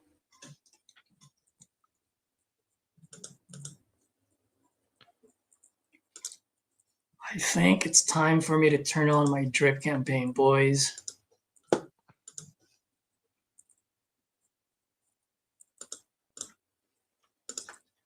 Dude, we were firing on all cylinders there for a second. KP was. KP's pretty money on the phone, isn't he? Yeah, he is. I'm a local cash buyer. Screw all these guys. Especially that guy from California. What He's is on he? the phone too. Oh, is he? Mm-hmm. Let me unmute him. Oh, no, I can't unmute him. So just for you folks that are new on here, like, I hope you guys know, like, if you mute yourself, I cannot unmute you. But if I mute you, I can always unmute you. Like Tyler. Tyler looks like he's talking. Let me unmute him. Well, yeah. Okay. Well, what would you be looking to get for it? I don't know for sure. I'm listening to an offer. Okay, so you're looking for an offer. Okay, well, can you just tell me a little bit about it? Kind of what's going on?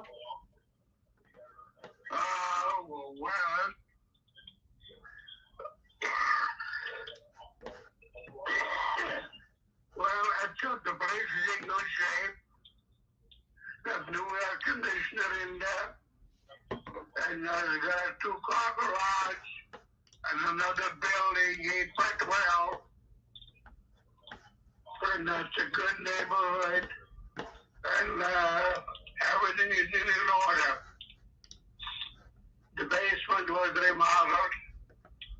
I need a little bit to do yet. But, well, that's about it. Okay, so not bad shape then. Oh, no. Okay. That's in top shape. I got the place, the upstairs is rented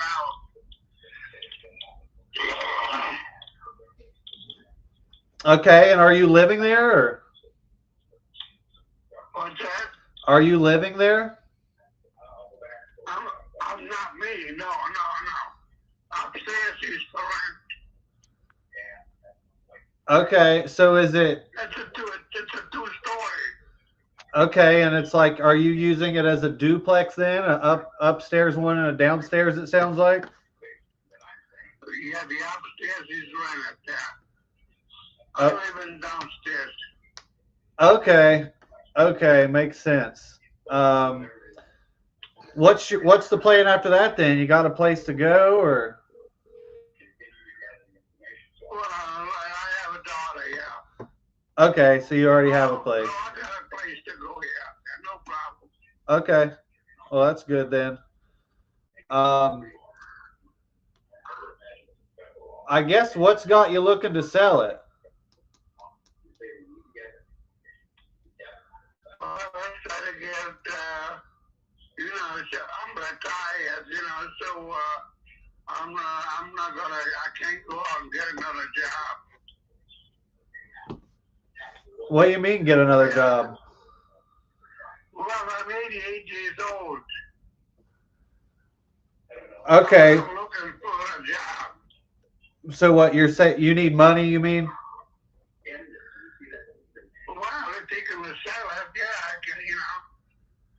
Yeah, I just didn't know that why you'd mentioned a job. I assumed you just meant you was needing money and you just wanting to get out of it. I'm just, yeah. Okay. Okay. I don't need money. I do have money, you know. You got enough for me too? I was a builder all my life. Okay. What? Not. I said you got enough for me too. Yeah. Well, I mean, what's the big plan with this money then? You got plenty of money. What are you doing? You got a big purchase or?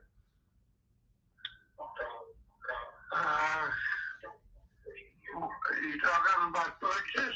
No, I just didn't know. You said you mentioned you had plenty of money. I didn't know what your big plan was once you sold this. If you had big plans of maybe a vacation or. Well, I look forward to have everything out of the way. Okay, yeah. So you're just wanting peace of mind, get this out of there, and enjoy life. Yeah. I don't blame you. I can't wait to be the same. So, I mean, what's your timeline like here? Are you looking for as soon as possible? You need some time to get things, moved around, or what's a perfect scenario here for you? You can offer, then we can go on further. What's the offer? I mean, I haven't got there yet. I'm still trying to figure out some more about it. Okay. I mean, you don't have any general number in mind? I mean, I'm just trying to I don't want to waste your time, but I'm trying to look around here. Well, if I get an offer, we can go further. You know? So you just want me to give you a number and you're going to give me one? Yeah, you give me one, yeah. You're funny. I like this. I like the conversation. If he's going to sell you out, you're going to try to get what you can, right? I agree, but if you were going to buy a car, it'd have a sticker on it too at the same time. Well, I'm in a hurry. Let's put it that way. You're in a hurry? I'm not in a hurry. Okay. Well, I mean, have you thought about listing it or no? What? I said, have you thought about listing it, or what's the reason that you haven't listed it? Well, I'm just listening to an offer. I see what I can get and then go from there. Okay. Well, I mean, let's say, if you're not in a hurry, it don't sound like. I mean, if we could do like 60 to 90 days and I could do net to you, I mean, it'd be somewhere in the mid 100 range in your pocket net, no fees. I mean, mid 100. Yeah, I'd have to get a exact one here, but that'd be, like I said, net to you. I'd be somewhere in that mid 100 range. Yes. Yeah, I think I'm looking for more than that. Well, what are you looking for? That's what I'm trying to figure out. Yeah, it's got to be over 200. Okay, now we're getting somewhere. We're cooking. Okay. It's a 4-bed, 2-bath, like 2,100 square foot or so? Yeah. Okay. Well, so the one thing I'm seeing here is there is a 5-bedroom, 3-bath. It's super nice. It's been listed for a couple months at $270, and it's over by the lake, and it's not sold. So let's say they were to get even $240 out of that. I mean, they would only walk away with, the low 200s on market. So, I mean, you might be able to get that possibly, but you're definitely going to have to list it. I don't think if you list it, I'm not sure you even pocket 200 that way, honestly. Yeah, who is the owner? What's the name of the owner? That house? I don't know. I didn't look up that far. It's over on Colony Road. Okay. Yeah, it's over on Colony, and then there's one. I mean, there's a 3-bed, 1-bath. It's listed at 170. I mean, it's smaller, obviously, but like, I mean, it would definitely be, like I said, I don't think you're getting 200 really on market. Okay. I mean, I guess what's the plan here? You know, you don't sell it. You just going to stay there and rent it, or? Oh, I don't know yet. I didn't go over as far. Yeah, I mean, I'd love to help you out. I mean, it's, you know, you just want to get rid of this, get the headache out of the way, and go, you know, go with your daughter. I can make that happen for sure, but Is anybody asking for it? is what? Sorry? Is there anybody you got in mind who wants it already? I mean, I'm interested in it potentially, but I don't think anybody would, no matter what you do, I don't think you're going to get over 200,000 in your pocket. I mean, you could get over 200 if you list it. You'll get, you know, 220, but then you're paying fees. You're dealing with realtors, inspections, keep it show ready, and you might get 200, maybe. And if that's what you want, then that's what you should do for sure. But I don't know that you would even get that. And like I said, I mean, if you don't mind dealing with it, that's your best bet. But I mean, I could essentially, you know, deal with the headache for you.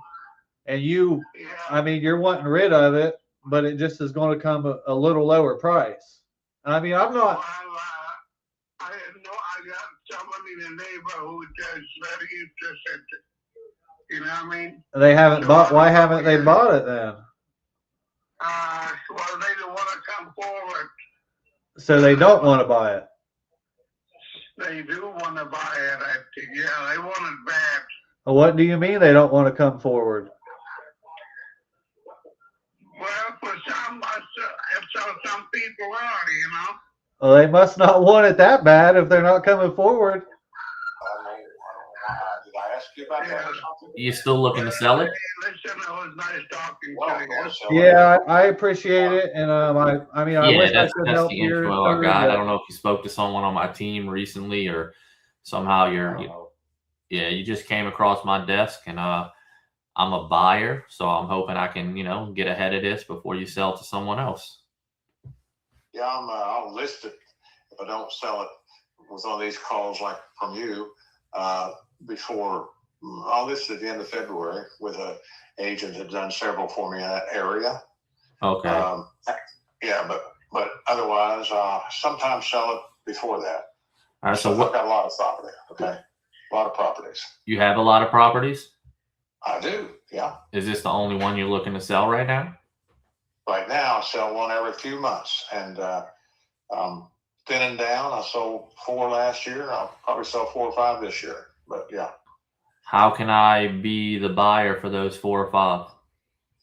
Well, they're in areas that maybe your lack of interest. They're in the area of Virginia or South Carolina and North Carolina and where else? We buy all over, so all of those states sound good. Yeah, well, you know, when I get them ready, I don't know how I contact you. With all due respect, I get these calls about every other day. Yeah, no, for sure. Well, we could talk about Lamplighter for now. I mean, ideally, even with the tenant in there, we could still get this, you know, under contract and just set to close for when the tenant leaves. Right. But the problem with calls like this one is they tend to be 40 or so thousand, well, let's say 15, 25% under market value. And I usually don't sell my properties for under market value. They are not salvage properties. They are premium properties. And they don't have the need of a roof. This one has a brand new roof, new air conditioning, new countertops. It probably has old cabinets. I haven't changed the cabinets. I keep them painted. I keep them no cracks, that kind of stuff. This house, like the one I sold 2 months ago, is within a mile of the one I sold. That one I listed for $297,000. I came down on a commission, not a commission, but a compensation at closing kind of thing of $8,000. Then I paid commissions, et cetera, I'll net around $262, but I'd be willing to sell one in advance at $252. Now, all that said, it sounds like a recording, and it basically is, because I say that to everybody that calls about this. So if you're in the neighborhood of 252 and you want to, come up with that in advance, and I'll also, with all due respect, I understand we have no closing costs, we pay no commission, all that stuff. I've heard all that. I hear it every time somebody calls. But the net I want on that house is 252. If that's in the neighborhood of what you think you can deal with, sell it, rent it, or whatever, okay. If not, then I enjoyed listening to myself talk to you. For sure. What is it renting out for right now? $2,100 a month. Okay, and yours is a Of which I get minus 10%, because all my places are in management with somebody somewhere. For sure. And yours is a 3-bed, 2-bath? Yes. Yeah, they're all 3-bed, 2-bath with a regular size garage. And this one has, they tell me it has water, public water and sewer. It doesn't have a septic system, thank goodness. I don't like them, but some of mine do. Okay, and then when was the last time everything was updated in the house? Probably about 3 years ago. When the last renters moved out, I put new countertops in, and 2 years ago, I put a new roof on it, and certified, approved county roof. Costs $22,000. No, I don't know what it costs. Doesn't matter. It's new anyway. So 3 years ago, did you do the kitchen and bathrooms, or are those outdated? No, did the bathrooms, did not do the kitchen countertop. I mean, the kitchen cabinets. Cabinets. So they're, I don't know what they look like. You can look online, whatever they look like on a rental offer, or probably what do you call that stuff? Zillow stuff is probably looking like that, except it has countertops new now.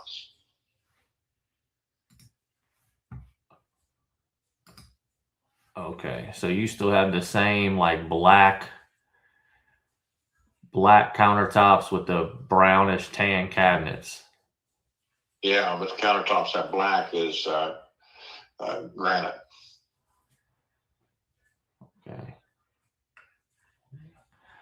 Okay. Well, yeah. So, I mean, at the end of the day, you're not looking to sell to an investor. You're looking to sell to a retail buyer. Well, I don't care who I sell to, just as long as I net a marketable price. That marketable price is about, to knock off another $10,000 for an investor. That makes Tell him to list it. 252. Or ask him why he hasn't. For sure. And that house you sold recently is the exact same floor plan and everything? No, actually, it was a little bit smaller, and it was frame of all things. And just, that's a shitty combination in Florida, because they don't like frame. They like, what do you call them, block and stucco over the block, because everybody's afraid of termites down there. But I had a termite bond on it, so maybe that helped.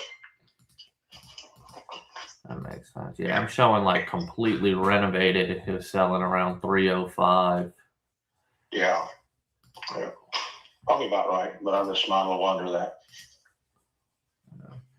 Okay, well, yeah, I don't, unfortunately, I don't think I'd be the right buyer for you, which you already expected. But I do appreciate your time, and good luck with your sale.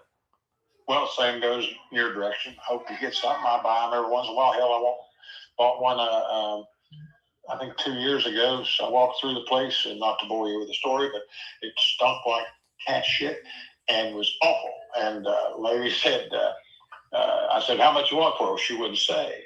And we walked around it. I didn't even go in it. It was stunk so bad. And long story short, she said, I got to have my payoff, and I got to have $10,000 I owe for back taxes. I said, well, let me look what that is. I did. I said, oh, that means you want $35,000 for it. She said, well, that's it. Yeah. So I gave her $35,000. I put $80,000 in it. Like I said, it's a piece of shit. And I sold it within 4 months for $260,000. Yeah, that's awesome. That was a home run. Yeah, that's pretty much a home run. And it happens every once in a while. I hope it happens to you. I appreciate that, man. Probably won't happen on this place. Yeah. But that's market value. Thank you. Have a great day. All right. Bye-bye.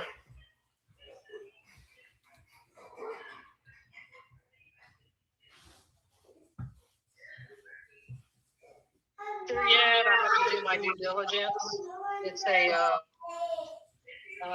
had a offer last year and actually had a contract last year, but there was some misunderstanding with the young man, the investor. They actually wanted someone else to. They did a contract with me and then had someone else listed, and I don't want to go that route. Yeah, I got you. Yeah, well, I'm not planning on listing your property on the MLS or anything. Yeah, Yes, ma'am. That's what he did, and I went, no, let's cancel this contract. Mm-hmm. That's not going to work. Okay, gotcha. Yeah, So, I did have an offer last year for 80 for it as is, and he had seen the property. It is a total remodel job. It was built in 1945, and my in-laws did absolutely nothing over the years. They did a little bit in the beginning, but of course the house is old. yes, ma'am. It's wood frame, so it requires a lot of Lot of work. Lot of work. Yeah, it's a lot of work. Yes, ma'am. Yeah, and it's a gas house. It's a 2-bedroom, 1 bath. Yes, 2-bedroom, 1 bath. Do you know what's the square footage? Not off the top of my head. I think last time, my husband was a realtor in his life. And I think he said it was around 900 and something square feet, small frame house. Okay. All those on that street were built like that. Some of them were bigger, but theirs was a 2-bed, large bedroom because my mother-in-law had a beauty salon. And of course, when she retired from that, they knocked the wall out and made the bedroom bigger. But yeah. Okay, gotcha. So when you say full rehab, you mean actually full rehab, like Brent needs completely remodeled head to toe? Yes, because it's very old. Okay. Very old, and lately I've had 2 break-ins. Which wow. Never had break-ins. And these trashed it, so that's why I say I need time. The neighbor said he would help me because people I would have had it sold before now, but my husband got sick, and then the guys I had helping me, the young man, the older gentleman, he got sick. He passed away last summer, so it's just like, okay, I can't get ahead here. Yeah. I've had 2 people pass away that were helping my husband and it's just overwhelming. Yes, ma'am. My in-laws had too much junk. So I've been going over trying to take a few things out, and then I have other things going on, so I had to let go. And then I started getting, I had 1 break-in in October. All they did was take all the bags I had put stuff in and dump it all over the floor looking for stuff. Oh, wow. And then somebody broke. I got a call from the neighbor the other night that some guys had broken in through a window. Oh, wow. I mean, it just sounds like this property is giving you a lot of trouble. Well, just now, all these years, it never gave me an ounce of trouble except a lot of work. Yeah. I just Yes, couldn't ma'am. do it all because I was helping to take it. When I really started bringing stuff out is when my sister got sick after my husband passed. So I spent a year in the hospital with my sister every single day one of her daughters and I split shifts, and I just couldn't do much over there, so it just sat. You know. Yeah. Yes, So ma'am. I'm ready to get it off of my headache list. Absolutely. And I hope I'm able to do that for you. Yeah, we'll see. Uh, yes, ma'am. Yes, ma'am. Now I know you said you got an offer at 80, and you know the market's changed, time changed, and stuff like that. What are you actually looking to get out of it as far as a price? 80. 80. Okay. Mm-hmm. Gotcha. Yeah, I'd like to get 80. You know, Mhm. just depends. You know, they were going to empty it out and all that. The guy went over and he said, "We can help you. We'll empty it out." But I said, "Well, there's some things in here I want to get out first, and then, you know, whatever." But my goal is to get everything out of there, and then go from there. It's on a really big lot, and actually some houses that were in the same bad shape this one was in on that street. And the only reason I know, because I knew the people who owned them, was Yeah. my husband did. They didn't do anything to theirs, and they got 85, 90, and I went, what? Because the lots are big. Mhm. Yeah. Yeah, I was actually looking at some of the properties, you know, just like yours, the 2-bed, 1-bath, you know, that sold at full market value, and I believe they're selling around like 180,000. Yeah, well, that's when they renovated. Yeah. That's what I'm talking about when they fully rehab, fix it up, and yeah. So I think if I bought yours today, I mean, I was just gonna run you through my numbers. You know, 80. If I bought it 80 today, my all-in number is gonna be about 171 because you know I'm gonna have to put 50-60,000 into it, Right. and that only leaves me with about $8,000 of profit after all my business expenses and closing costs and stuff like that. So this is not the property for you then. Yes, ma'am. Yes, ma'am. Do you think you would be negotiable off that 80 at all? So where? No, what are you thinking? Well, I would like to make a little bit more than Carroll Avenue. Are 8,000. you still looking to sell that? We all would. So you can Mhm. give me a Possible. number. What are you thinking? I mean, just for me to be comfortable, I would probably need to be like at around 50,000. Oh no, the lot itself. The appraisal board already told me do not sell that property for at 50 because the lot itself is worth 50. Hmm. Well, I know. Well, like you said, the house is basically, you know, needs full rehab. So if it's really in that rough condition, you know, that's kind of basically what I'm offering you on it because I'll probably just tear the house down and rebuild it from the ground up. Mm-hmm. Yes, ma'am. Okay. Well, thanks for your offer. I'll just keep doing what I'm doing and hopefully get a better offer. I gotcha. Have you had any better offers than that? I'm just starting over. Hmm. Yeah, I'm just starting over. Oh, okay. I gotcha. I Yeah, gotcha. I just let it sit last year. Like my husband had it sitting for years. Hmm. Because he sold the 2 lots next door to it. And so he got sick and he said, well, we'll gradually do this and fix it up and then sell it, you know, but I'm not in the fixing up mood right now. Absolutely. I understand. I The understand. guy that took the other house next door down to the studs, they didn't tear it down. He took it down to the studs and we watched them remodel For the that. last 10 years. He was going to Okay, do is this that. your only property The left? guy wanted to do it without a contract, and my husband wouldn't do it without a contract. Yes, He ma'am. did beautiful work. Yeah. Yeah, and he was going to charge my husband about $35 to do that. What he did to the lady, his neighbor. My husband knew the neighbors, Mhm. the people, and so you know, if he had done it with the contract, then we could have had it remodeled and sold. Mhm. Yeah, but anyway, it is what it is. So. Absolutely. Well, how about this? I'll send you over my information, and I know you said you want to see what kind of other offers you get. You know, I want to help you out. I want to make sure that headache's gone for you. And you know, I'm all cash at the end of the day, and I just want to help you out, but it's got to On the make sense cash for me market, you too. get more. And that, Okay, you know, I'm cool. not trying to get every penny out of you. I just want it to make sense for both of us. Okay. Send me your information, please. Yeah, absolutely, absolutely. And if you got any questions, do you got any questions for me? No, It's not my first rodeo in selling a property to an investor, so I'm Yes, good. ma'am. Yes, ma'am. Okay. I'm good. Okay. Well, I thank you so much for your time today, and I hope you have a wonderful day. Yes, I'm enjoying this cold weather. Yes, ma'am. Yes, ma'am. Well, don't get too cold now. I don't want it to get any colder than it is. This is good for me. Oh, sounds good. I think we were probably at 32. The last time I checked my outside thermometer, we were at 32. Without the wind chill being factored, it's probably 28. Yeah, yeah. With that wind, it gets colder than it should be. But yeah, I like the weather too. I don't like being too hot. Yeah, you in Texas? No, ma'am, not currently. Oh, okay. Well, we were having 70-degree weather, and we're supposed to have it later this week. So I'm enjoying this cold weather. Kill some of these snake eggs and Yes, mosquito ma'am. larvae. Yes, sir. Thank you so much. Yes, ma'am. Send me your information. Yeah, absolutely. I'll send that right over to you right now. Okay.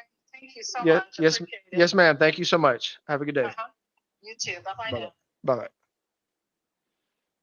Hey, Dale. Yeah.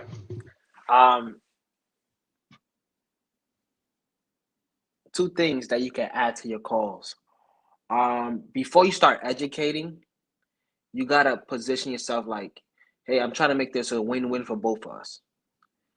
Seller doesn't give a fuck what you Seller doesn't care what you profit. They don't care. So educating means nothing. Hey, Mr. Seller, I just want to make it a win-win. I know you want to get off this property. Go back to motivation, whatever the motivation is. You don't have to say everything. Hey, I know you've been trying to sell this for a year. I didn't hear the conversation. What I'm saying, I know you've been trying to sell this for a year. I got you. I'm trying to make it a win-win. Does that make sense to you? Yeah. Yeah. 80,000 probably not going to work for any investor, not just you, any investor. Because obviously we're going to trying to make money from the property. If she says I don't care, you don't move on to the next. You haven't solved that objection.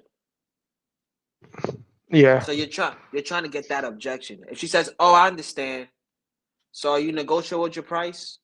Now you framed it where I need a profit as an investor, and then at the end, before you let her go, you gotta ask her, "What happens if you don't get your price?" Yeah, I Or know. I did forget. if I thought about that as soon as I hung up because like I asked that question to every seller yesterday. I was like, Yeah. man, why did I not just ask her that? Yeah. Or you've been selling Yeah. this for a year. I mean, how would you decide if all the offers come in and they're on the same thing? You let her out too easy. It's not a deal. You let her out too easily, and she don't know where your number is coming from. Yeah, you educated her, but she still don't know where your number is coming from because she just thinks you're trying to make too much from her. Yeah. Well, how do I let her know kind of like where my numbers would come from? Hey, I want to make it a win-win. I know you back to her motivation. Don't talk about yourself. That's the mentality of what I'm trying to tell you. Don't talk about yourself. Talk about her. I want to make it a win-win, and I know that X, Y, and Z for you, like whatever it is. I know that you want to relocate to Florida. I know that you've been trying to sell this for a year, and that offer came in last year.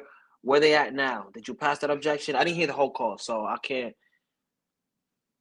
really give you the right advice because I didn't hear the right call. But you're not framing. You're framing it on what I want to do, what I'm trying to do, instead of what she wants. Okay. So yeah, so basically I really just need Make to it go about back her. and go back into her motivation and dig Make it into that about her. motivation. Yeah. And make it It's not about her. necessarily make it about motivation. Make it about her. Yeah. Okay. Just make it about her. That's a good point. Everything's positioned about her. She's already talking about herself. So just position it about her. Little bit about you, all about her. 100%. I knew you were going to say all that. I was like, all right, I'm gonna let him say this.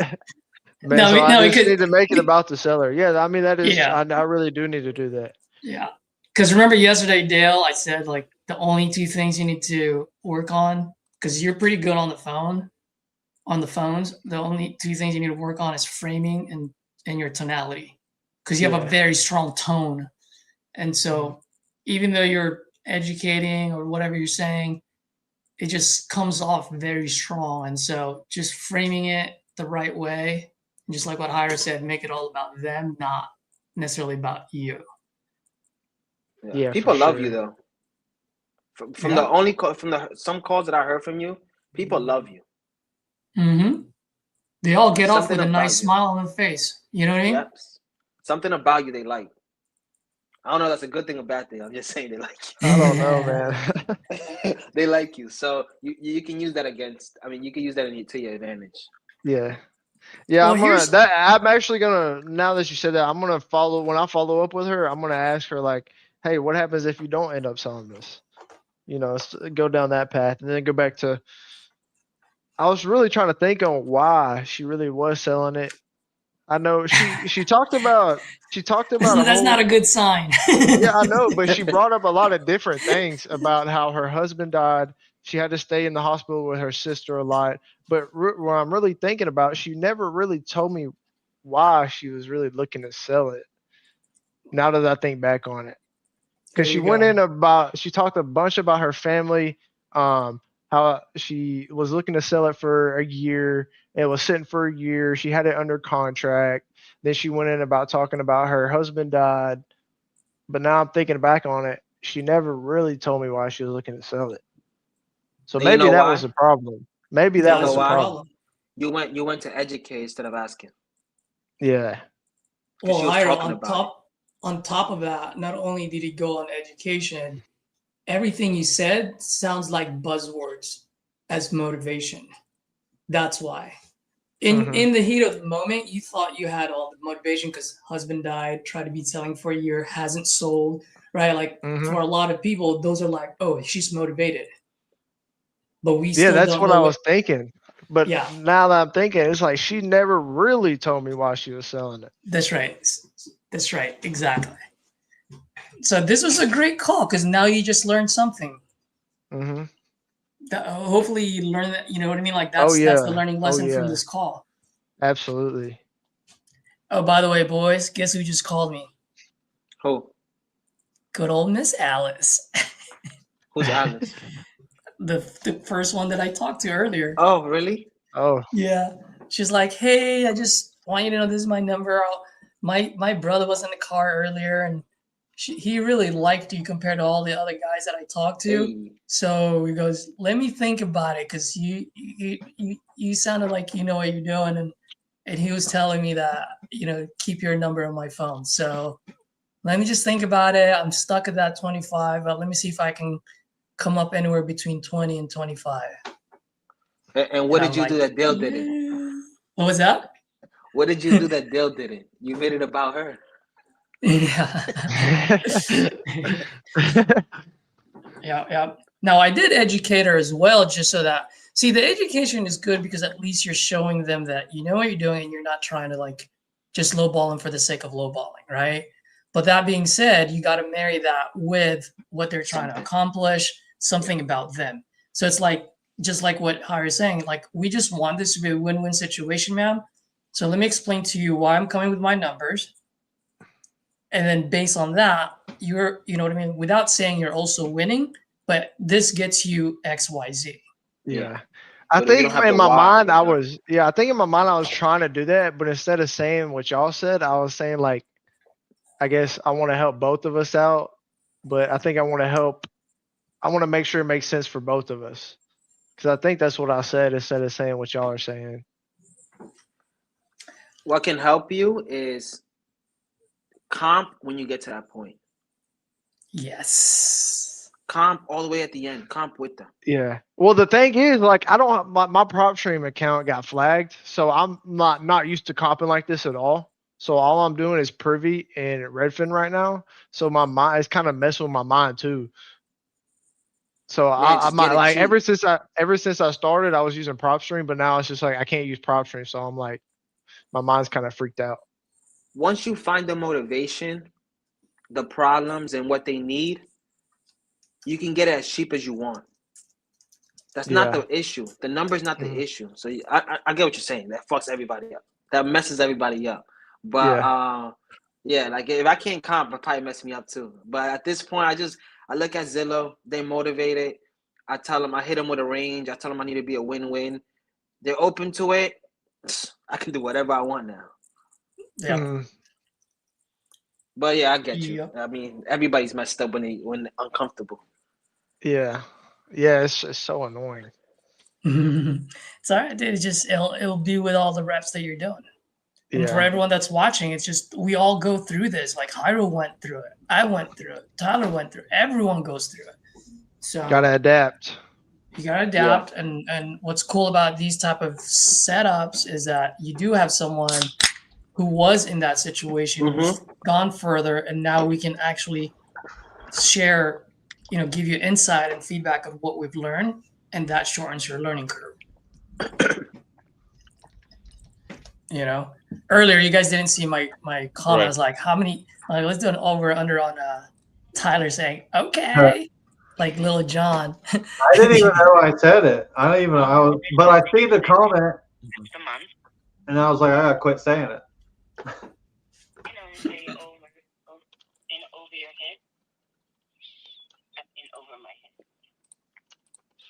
What do you mean by that? Financially, rent, evictions, repair.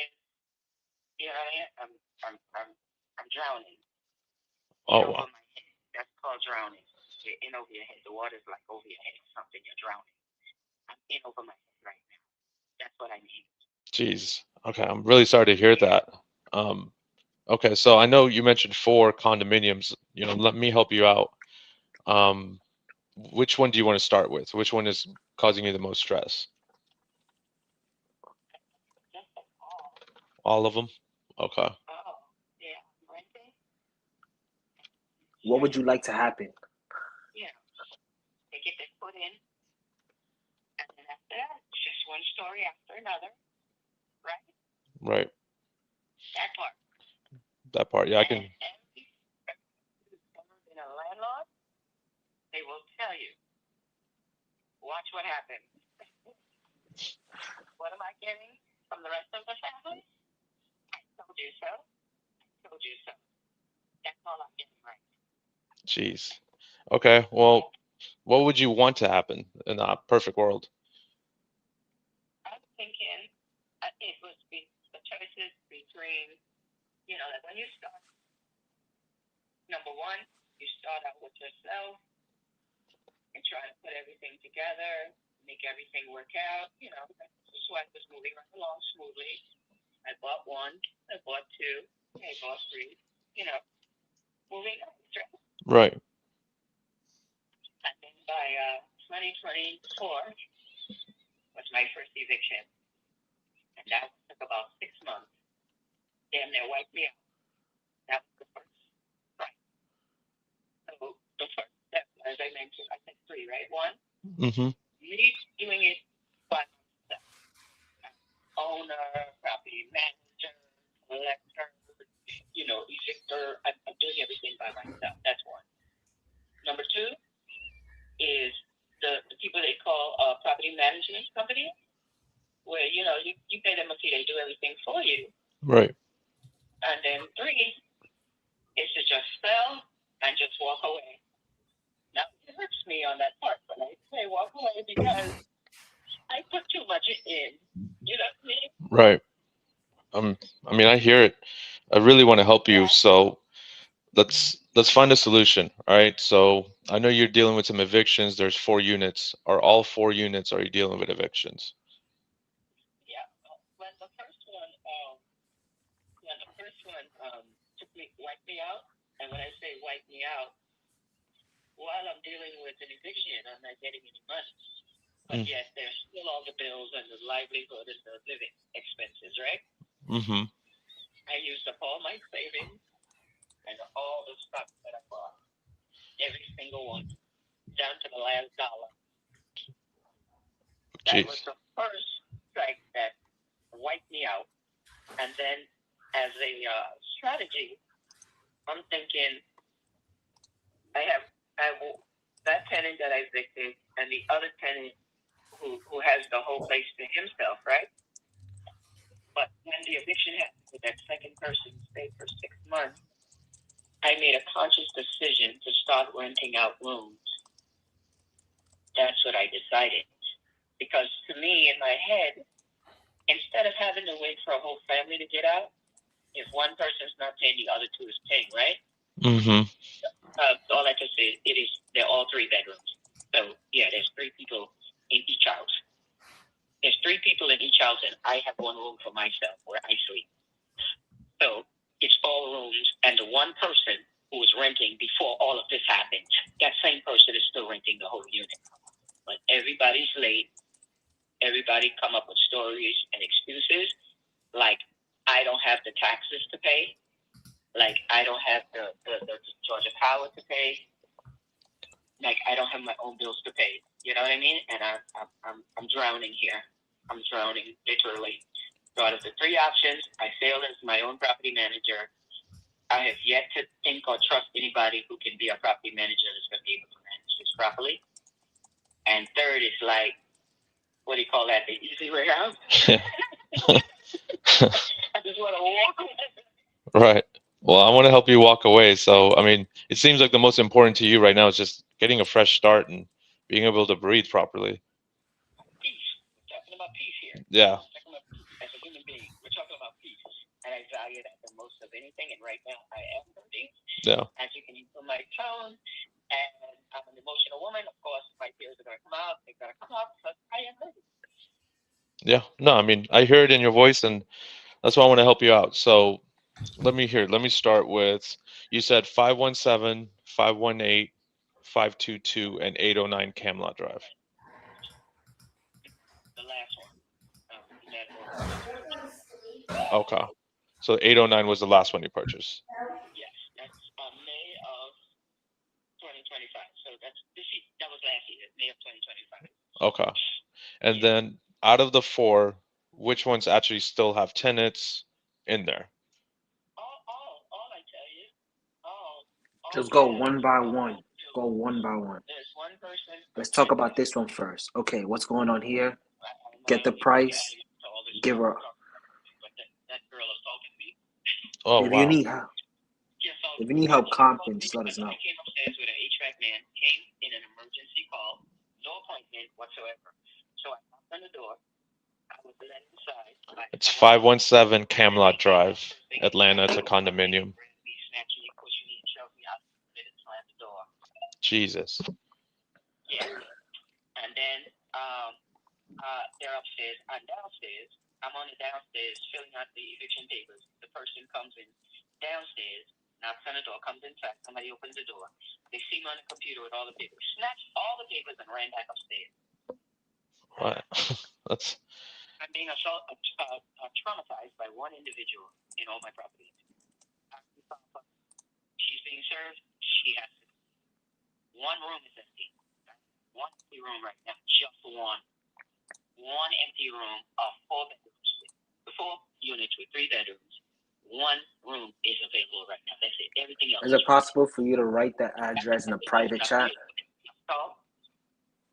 The stories, the excuses, and once you get the foot in the door, you know the rest of the story. Yeah. So let's start with one of them, right? So let's start with 517 Camelot Drive. That's the one with the one man that's renting the whole unit since 2021 and has always paid me since then. But circumstances hit him too, with family members and stuff, and all kinds of stuff went on. I would say I was present when it happened. Right. And he's behind. Okay. That's that. He pays me slowly but surely. What city and state? When he gets it and stuff. Atlanta, Georgia. Okay. And then how much is he supposed to pay you? Yo, Caesar, text me the address. I can't find this thing. This is my personal phone number. You can text it. Are you trying to Oh, I text got or it. email? I got it. Okay. I'm going to text you right now so that you alleviate all the questions you're going to ask me about each one. Hold on. Okay. I appreciate that.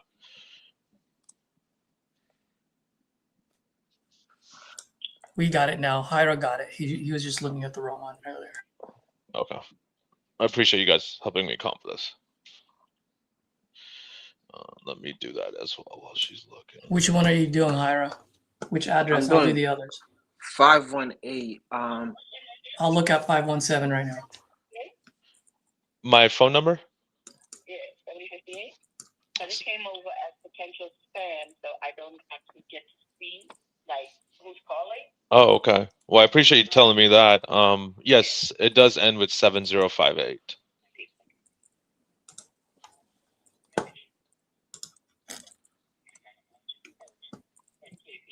Yes, ma'am. KP. What is she getting for rent? Or supposed to? That's what she's about to send me via text, like, for all 4 units. Ooh, 1310 as is sold for 45,000 in April 2025. Same year, same build, everything. I already got the offer. 100K for 04. Yep. 25 a piece. 100. But you gotta get her needs and anchor her needs. So get her needs. What you need to do to walk away with this, and then make sure that you tell her that it doesn't make sense if you're dealing with all this for you. And then say, if I can get you 90 or 80, do you think you could still walk away? Because you said peace is the most important thing. Something like that. Right. Yep. For all that headache. With one family in my house, stuck again. That's a traumatic experience for me. Financial. Okay. I did. They're and all again, worth 50. 809, right? You see number 3, that's me. So I got 0 there. right. But if I rented that out, that's what turns into 59. 4-6. If I moved out and rented that, which I would like to do. Need to get out of here. 522, number 3. That's the room that's empty, but that's the room that's $400. But this is a total. Find out her needs and what she's gonna do with the money next, and then that's when you anchor the needs. 3 units, and the one down the unit by himself for $1,000. That's where we're at. So this is the income I'm supposed to be making. But then again, stories, and a whole bunch of other nonsense that's going on. Me being traumatized, being assaulted, and all kinds of crazy shit going on around. The other day, she bought 522 number 1, bought somebody else and put them in room number 3. I just don't bring somebody in my house and put them to sleep in my room. Jeez. Yeah, I mean, this definitely seems like a big headache that you've been dealing with, and I definitely don't mind dealing with headaches. So I want to take this headache off of you, if that makes sense. What do we need? What's the number that we need for you to move forward and get some peace in your life? What if I put next to each one what my purchase price was, and I would like to think I'd like to sell my home. Then find out what she's gonna do with the money. Okay, so. Okay. New York City, by the way. Okay. Georgia, let's say renting versus selling, right? I'm just going straight to renting. Renting right now, as you can see, this adds up to $1,300, right? Right. For each one, right? $1,300. But if you go outside of my property, what is a 3-bedroom worth? Between 15 and $2 grand, right? In rental? Yeah. Okay. 2 bathrooms. Yeah. That's like between 15 and $2 grand. There, right? Okay. Right, but I'm here at 13. I'm already taking a major loss right there. Now, when it comes to selling, The reason you're gonna ask what she's gonna do with the money, because this is too logical right here. We need to go back to the emotional side. and you can see what I paid for 5 Let's see. Yeah, so let me ask you, I'm curious, so what are we going to do with this money, right? If I can get you double the amount that you want of what you bought it for, what is the... I have a lot of plans with my life. I have a lot of plans with my life. I have no problem with my stuff like that. I have no problem. I'm originally from the Bahamas. My family's in New York. And my husband is from Grenada, and we have business in Grenada. I have property in Florida. It's not, I'm desperate. I'm trying to, give away the thing I've worked so hard for. Let's just leave it at that. Right, understood. Yeah, that's why I'm saying you don't know, but you got to be worth my time. So looking at each price, each sale price, or purchase price. You can't just walk away from my investment and just get nothing. Right. Everything that I've invested. Let's see, 517 was sale price. You can look on the website. 45, 515. So right here, look. Let's not forget the main goal. Peace. I want to make it a win-win. But obviously, I won't be able to pay what you pay for it because I'm dealing with the problems. That's why I asked you that question, because I'm trying to make it a win-win for both of us. Right.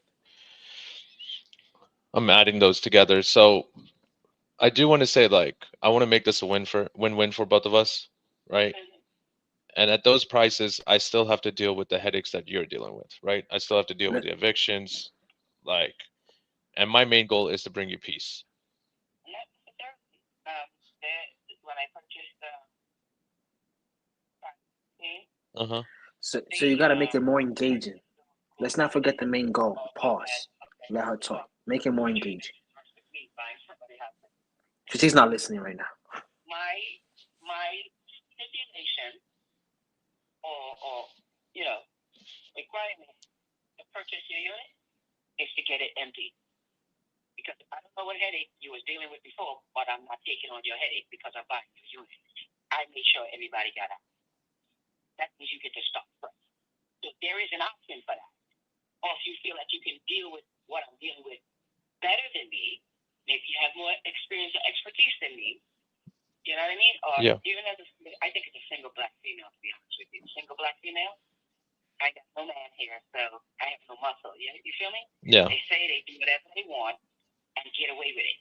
And then I have to deal with the headache of going through the court system because the landlords are very limited on what we can do to them. But they can do all kinds of shit to us, right? Right. That's what's going on here. Anyway, let me see if I can pull up the calculator. See what it looks like. Honestly, she's talking so much. I'm trying to keep focused with you guys and still try to get engaged with her. Yeah, that's fine. Because she's kind of a little bit all over the place emotionally. You can sell this at 135. Okay. All four together. She bought all of them are worth 50. I didn't hear you, ma'am. Are you familiar with Camelot Club Condominium? Yes. In College Park. Yes, ma'am, I am. I actually play golf right there in College Park, at Alfred Terps. So. This is why they're selling for what they're selling for. But the only time you would see this property on the news is when something goes wrong. Mm-hmm. But the one thing that they're What was her asking price? is what I'm going to share with you right now. She was like doubling everything. She bought one for 45, so she wants 90 for that. Then she bought one for 35, so she wants double of that. Okay, so hey, so I see you wanting double, but you're going through all this, whatever it is. You gotta say it though. The eviction, blah blah blah. Does that even make sense? You gotta tell her that. Don't be afraid. Yeah. Because you think you're a sucker right now that you're gonna pay all that.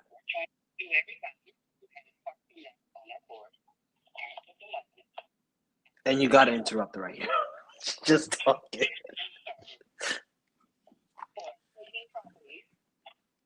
Making fake quick claim deeds to take people property that less. This was the HOA? Yeah, people came down. Okay, so let me interrupt on this one.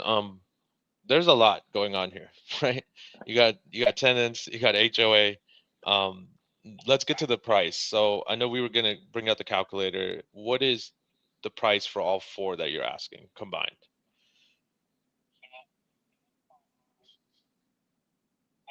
So I'm gonna say about 150. Okay, 150 for all four.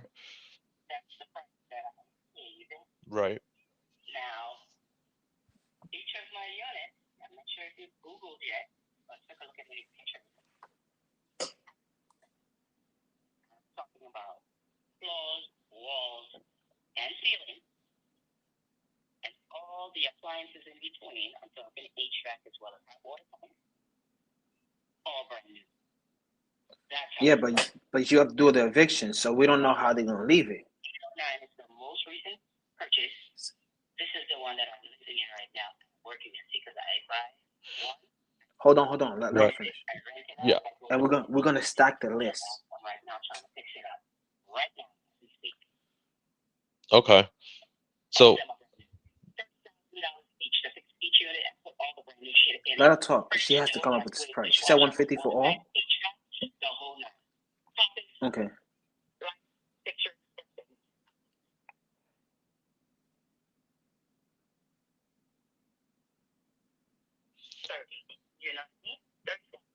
I'm spending, and I have every single receipt as a business owner, and I keep everything on the LLC, and I keep everything in order.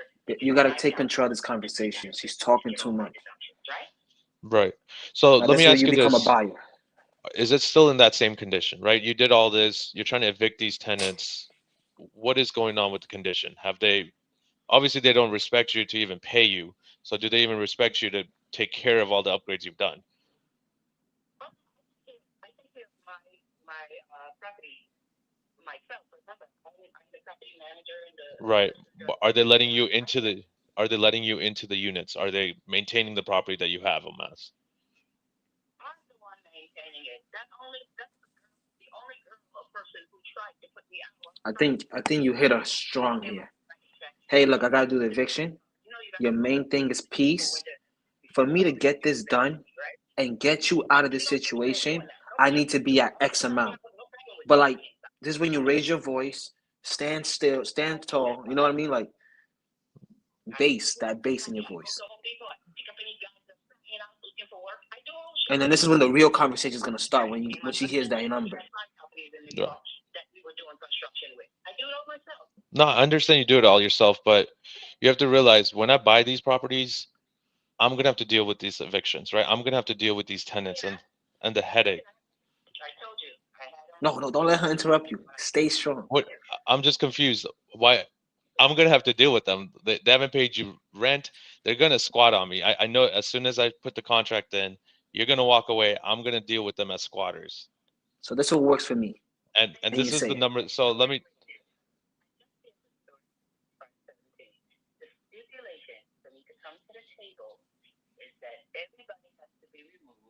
And I went there. They were removed. The doors were locked. I changed my lock, and then I went to the attorney. The closing in that order. I wasn't taking on nobody's headache. Gotta hit it with price right now. You gotta hit it with Right. price. She's just talking. Okay. So again, I want to bring peace to you as quick as possible, right? If we go through that process, it might take 2 months, 3 months. So this is where I'm at, right? I am in the low 100s for this for all four.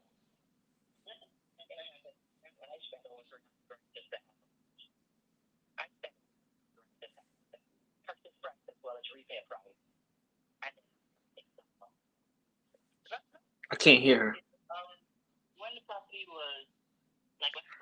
I understand you spend all that, but what am I gonna spend? But you have to realize when you bought these, this was during COVID time. You bought them at an artificial market that was at its peak. Right now it's 2026. We're nowhere close to that on prices.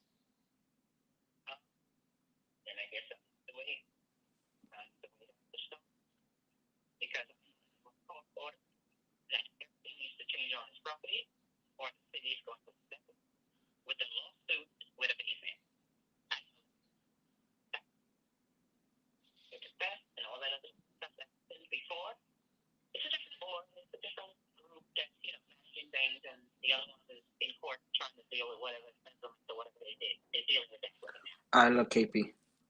This is what you're gonna say. Hey, look, I'm at 110. We'll cover closing costs and we'll take it as is.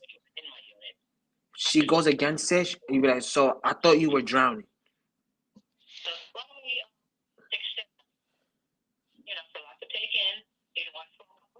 No, I agree. So let me just I know you want to wrap it up.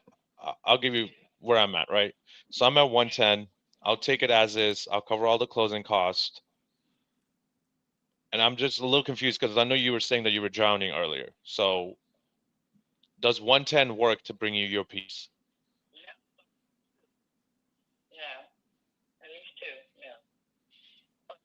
Again, 120 to fix them. That's 270.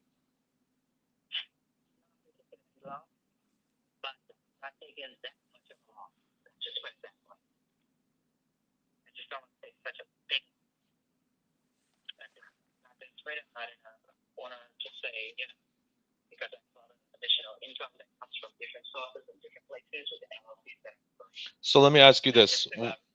Right. So what happens if you don't get that price? I continue what I'm doing. If I get one that gave me a problem, I got 3 people in that unit right now. But if can't do that, What she said? She has 3 people. Yeah, she's like pack Okay. splitting each room. lost my job, medical condition, all kinds of crazy stuff is going on here. Everybody gets She's their foot in the door. is she making money or no? It's the worst place in the world now. So actually, are you making money or no? Yeah. So are you making money on these, or are you?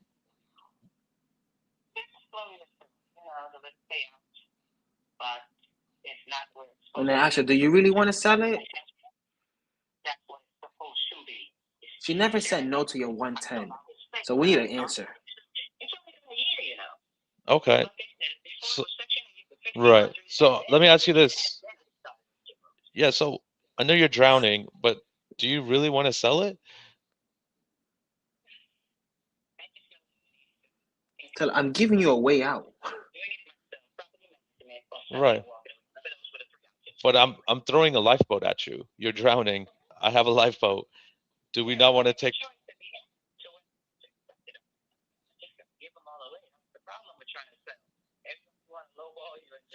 Yeah. No, say no. I gotta make some money Right. from. I'm not trying to lowball you. I have to make some money also, right? You have to see it from my point of view. I'm trying to make it a win-win for both of us. I'm trying to save you, but then I also can't stretch myself thin, and I can't be taking on that big of a mess at that high of a price. That's everybody's choice. Everybody has a choice. Maybe somebody call me tomorrow and say 160. What if they don't? That's my concern.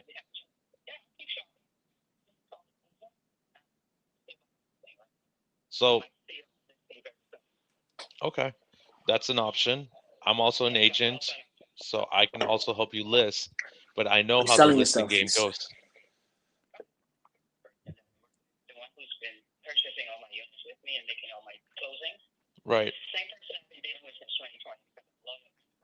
Same person that sold me is the same person that's working with me still. Right. So put on the investor hat right now, right? The interest rates are in the 6s. Yours are probably in the 3s. It won't cash flow in the current market right now if you go list it on a property, right? Like if you go list this, the investors that are going to come in due to the interest rate. Like I know you think that's an option, but I really, from my 2 cents, I don't think it's a win-win option for you. It's going to take more time. It's going to bleed you more money and more headaches. So again, I'm at 110. Does that work for you? Absolutely not. I ain't thinking no.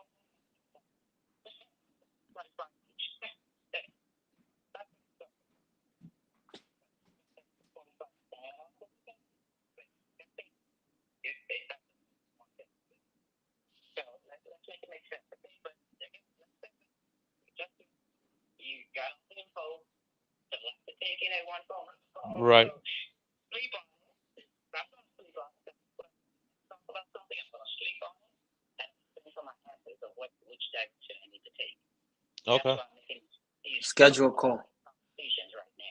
Because I'm trying to weigh out my options and see which route I'm going to go. Okay. Well, I think, how about this? How about both of us sleep on it? Tomorrow's Sunday. I'm going to throw the lifeboat again. And tomorrow I'm going to give you a call at 1 p.m. And let's have that conversation. You can call me anytime.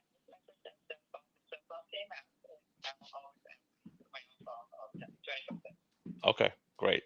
Well, stay warm and we'll definitely talk tomorrow. Definitely, Casey. Thanks. Thank you. Whew. That was a good call, KV. Yeah. That's the That ones that took you're a gonna make lot. a lot of money on. Yeah, exactly. That's what you're gonna make a lot of money on. She never said no. She never said no. The only thing you gotta do in that moment, because she's just talking, she's just selling herself. Mm-hmm. You just gotta give her an ultimatum.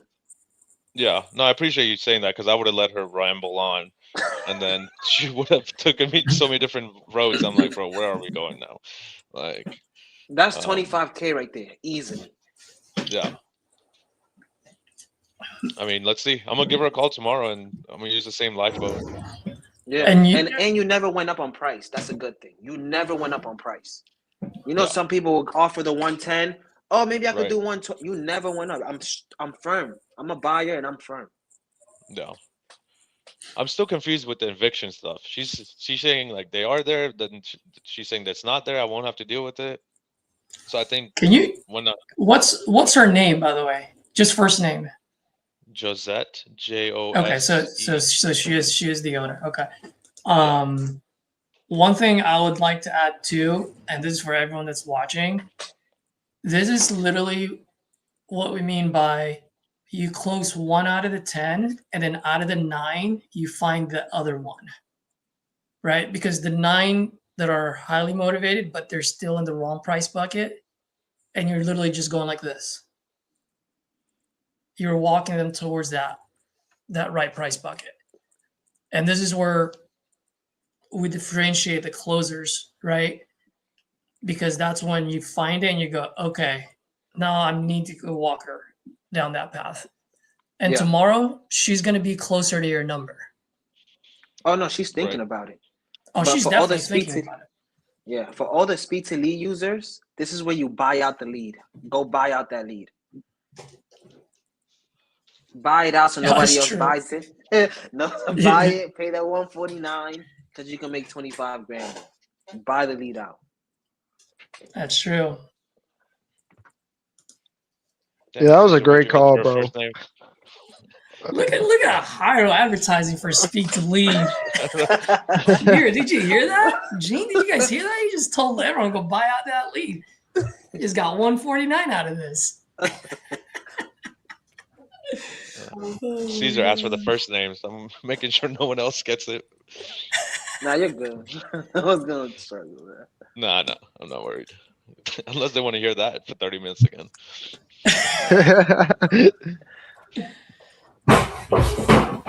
The only thing is that I'm concerned about that lead.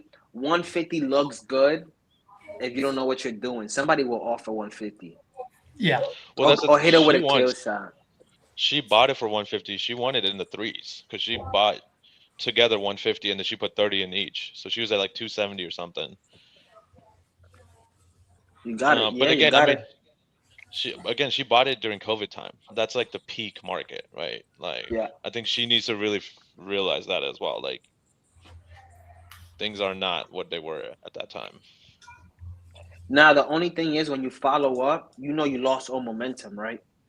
So you have to go back into it like, hey, how's the situation? Like, go back to motivation. Yeah. Right. And then you say, hey, I did a deep dive in the market. And you educate her. All these are going for 50 right now. Yeah. I'm buying them 35 a piece. With closing costs and everything, I'm making 10 grand for each. Don't you think that's a decent investment? And she'll be like, yeah, you're right. Mm-hmm. Well, at 35 at each, I'll be at 140. Yeah, so don't use my numbers. I suck at math. Okay. Let's see, 110. I was like, did Hiro just step me up? 27 a piece plus closing costs. So we at 110 times 0.95. Closing cost is $6,000. I don't know. Just trying to finesse it. Is KP? Is she when near you call you? her, just try to finesse it. Hey, they're all worth 50, or just say 45. I'm dealing with the eviction. I got closing costs, and I'm making a small profit for each of them. Right. 110 is really, really fair. I usually don't even come up this high.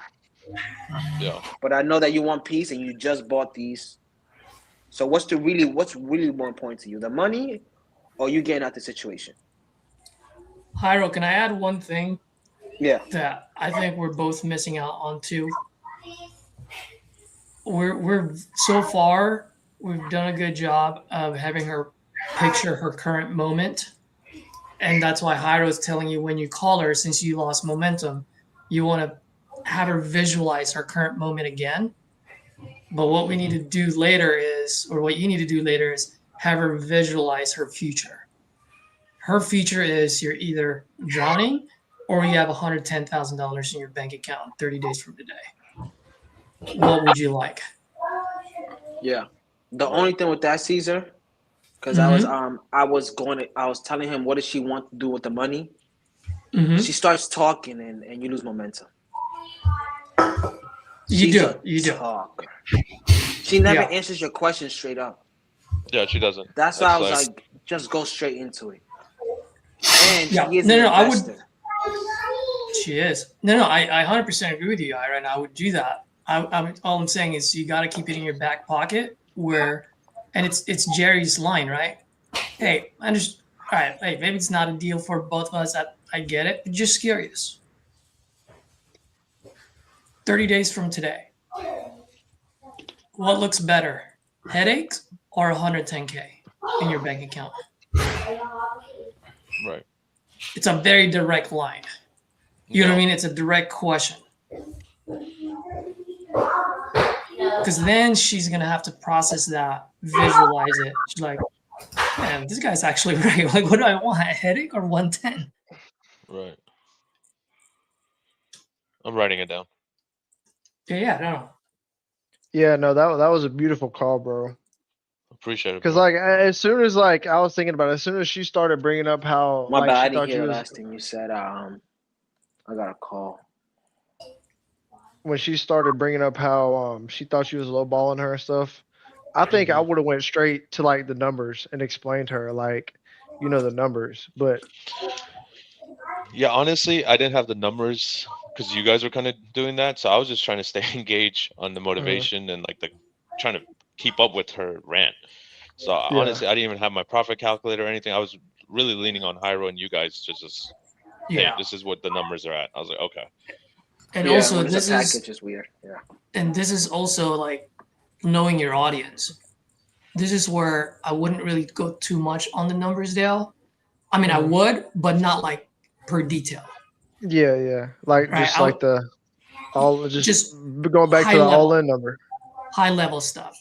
Hey, Yeah. ma'am, there's a price for that headache. I'm willing to buy that price from you. Mhm. So you can you can come up for some air, but there's a price for it. Yeah. You know. I appreciate you guys coaching me through it. That really helped. Just because she was running circles. Yeah. Then also too, KP, if you want, timestamp is this is 2 hours and 47 minutes right now. So You could probably start at like 2:30. 2:30, 2:25, something like that. Yeah. I'm just saying, like, it was- before you go to sleep, you like listen to it with your eyes closed and just kind of see how things are going. No, I really do that, man. I will Yeah. listen to a call with my eyes closed because I want to hear, and then I'll watch it again. And this time I'll watch it watching my body language. Right. Because then at that point you can connect the dots. You can go, okay, that's how I was feeling, but the words that are coming out of my mouth is different from my emotions. Yeah. I mean, it was a 30-minute call, like 29:02. So. There you go. And I think she talked for 22 minutes. Hey, but you know what, KP? You're a realtor. You're in sales, right? Yeah. When do you know when it's a good call? Oh, when they're talking, that's always That's a right. good call. Yeah. That's right. Exactly. When they're doing the majority of the talking, it's a Yeah. good call. Now the only difference that's is why- she was That's why I doing didn't a even lot want to of go other the real stuff. estate side, where I was like, I can list Yeah. it for you, but it's not going to go the way it's going to go. You think it's going to go. Yeah. Like, You and I can't don't want list to list that it. with an eviction. Yeah, and that's the thing. I don't want to list that, and like it's gonna be a headache. No one wants to buy that. That's a retail buyer. Yeah. All right, on to the next. Are we just like staying on all day? Because I'm cool with that. Yeah, we can stay on. All right. It's up to Yuri. I still got a lot more people to call. I almost used that Michael Phelps line, but then I was like, I'm gonna go with the next one. Michael Phelps. Yeah, almost used that. I didn't. That's why if you notice, man, when I write something, I was like, bro, don't use it at this moment, but just keep it in your back pocket. Right. Yeah. It doesn't have to be at that moment. I was just like, All right. I'm actually gonna take a water break because I need to. Yeah, grab after some of that call, you absolutely do. Yeah, I'll be right back, guys.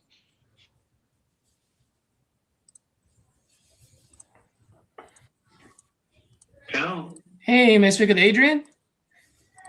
Yes, Kim. Adrian, good afternoon. My name is Caesar. Just calling about your property on Elliott Street out in San Antonio.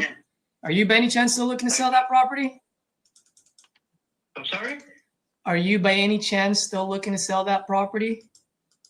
Yes, I am. Oh, wonderful. Glad I called, man. How much are you looking to get for it?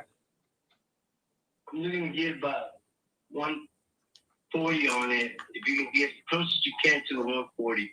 And I'm willing to close within 2-3 weeks, whenever it's feasible for you. 2 to 3 weeks. Yeah, that's no problem. I can close as soon as title clears. All right. Okay. Well, while I'm pulling this up, can you tell me a little bit what you got going on? Okay, it's a brand new construction. It's a 2-story, 3-bath, Hey, why you need to close in 2 weeks? And it's about approximately 1,200 square feet. And like I said, it's brand new. It's foundation on slab. Frames all brand new. The frame, and then we plumbing's in, electrical's in, and we did the roughing for the AC, and the roof shingles are on. Everything's finished. We passed all the inspections, and we are right now. It is getting insulated, and then we're gonna keep going with it. So if you give us a commitment, we can come to it, and then we'll stop. Of course, you want to make a good assessment of it, and you want to look at what you got. You're welcome to come by the house and make a good assessment on it. Oh, absolutely. That's something that I'll do if we're at least in the ballpark. Just curious. I mean, you said a couple of things. You said this is brand new. You guys are working on it, but also you mentioned that you needed to close on this in 2 to 3 weeks. What got you needing to close in, so quick? Well, we're motivated sellers, and we got the prices that we want to handle. So that's what we're doing, and we're trying to get the money from that one too, so we can continue and proceed with the other ones. You got other projects you're doing? Yes. Nice. We're builders. Wonderful. We're builders, and that's how it is.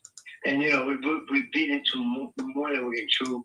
So that's what we're doing. We're just spending one, so we're sacrificing one to make money on the other ones. I got you. I do the same thing from time to time. I mean, I don't build, but when I'm doing flips, that's great, man. That's your other projects in San Antonio too. Where are they at?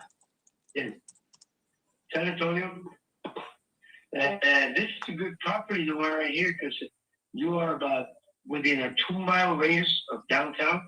There's a lot of property being turned over over there. The prices go up as you go downtown too.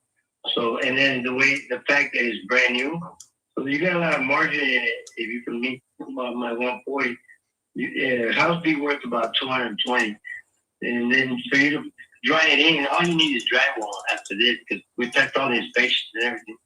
All you need is drywall, and then of course the final top out for the plumbing, final top out for the electrical, and of course the final top out for the AC, and then you're done.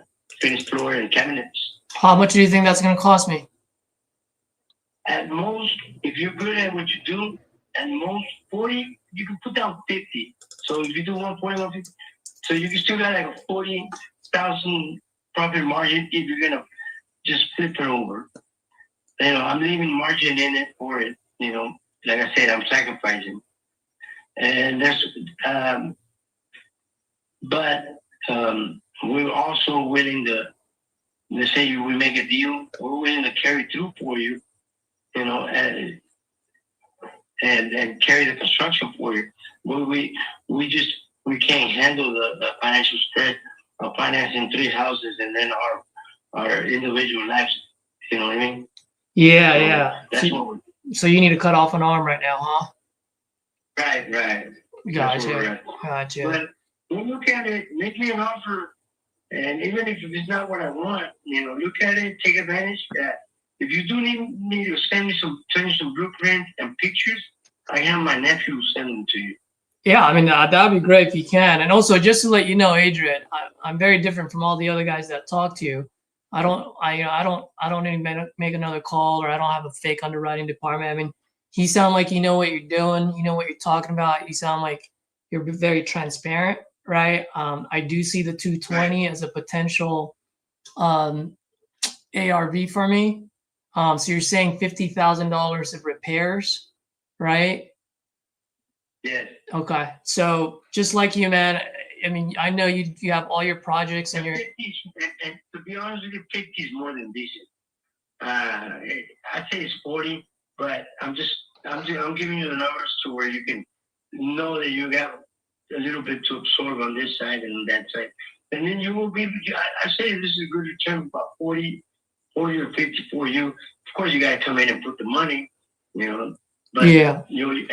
The fact that you're downtown, man, you can make that Airbnb and just rent it out and make the money. You know what I mean? Yeah. So let me ask you, Adrian. I mean, sounds like you're pretty transparent. You know your numbers, and I'm the same way, man. I always tell people I'm no baker. I don't like to sugarcoat things. So here's my only thing.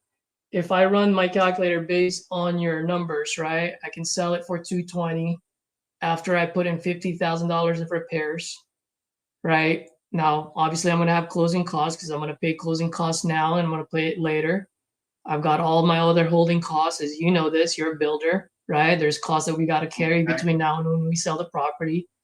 So after I do all of that, my friend, if I pay you $140,000, my all-in number is 216 just to sell it for 220. I mean, I would be risking $216,000, actually $216,400 to be exact, just to win $3,600. It would be a good investment for you. Maybe you got a higher cost than I do, but that's okay. I mean, I'm just throwing it out there. You're welcome to come back and look at it, but that's the only way you're gonna make right assessments, and from there, Well, I mean, I'm trusting your judgment, right? Like, I'm giving you a whole lot of trust. I'm saying 50,000 is the repairs, 220 is the ARV. It's just, from an investor to investor, I want to help you out so you can continue on your projects, right? You and your partners. That's it. I gotta keep the lights on. You know what I mean? Like I gotta have a little bit of meat on the bone. So help me help you. You know what I mean? I will, and I'm motivated. So here's what we do. Why don't you meet my son? He'll go open the door for you whenever you want.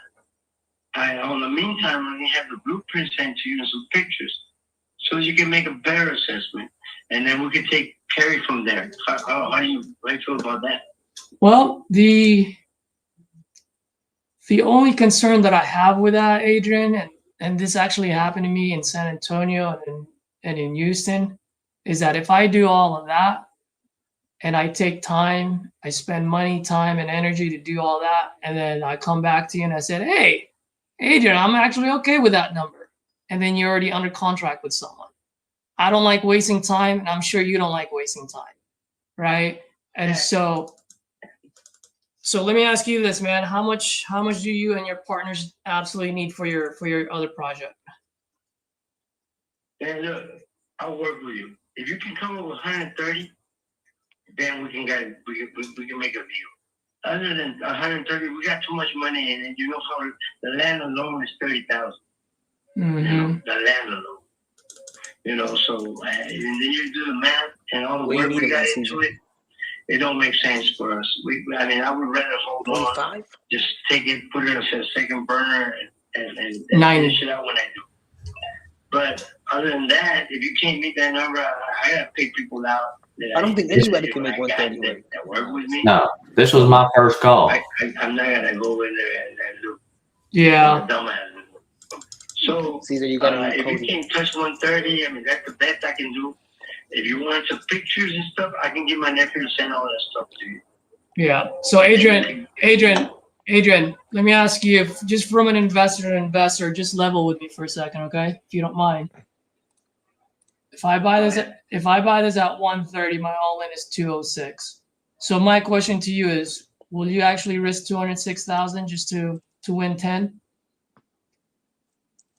Well, let me ask you a question. If you had 110,000 invested and a lot of work in it, would you sell it for 10,000? If I need to cut off an arm so that my leg can live, yeah. Nah.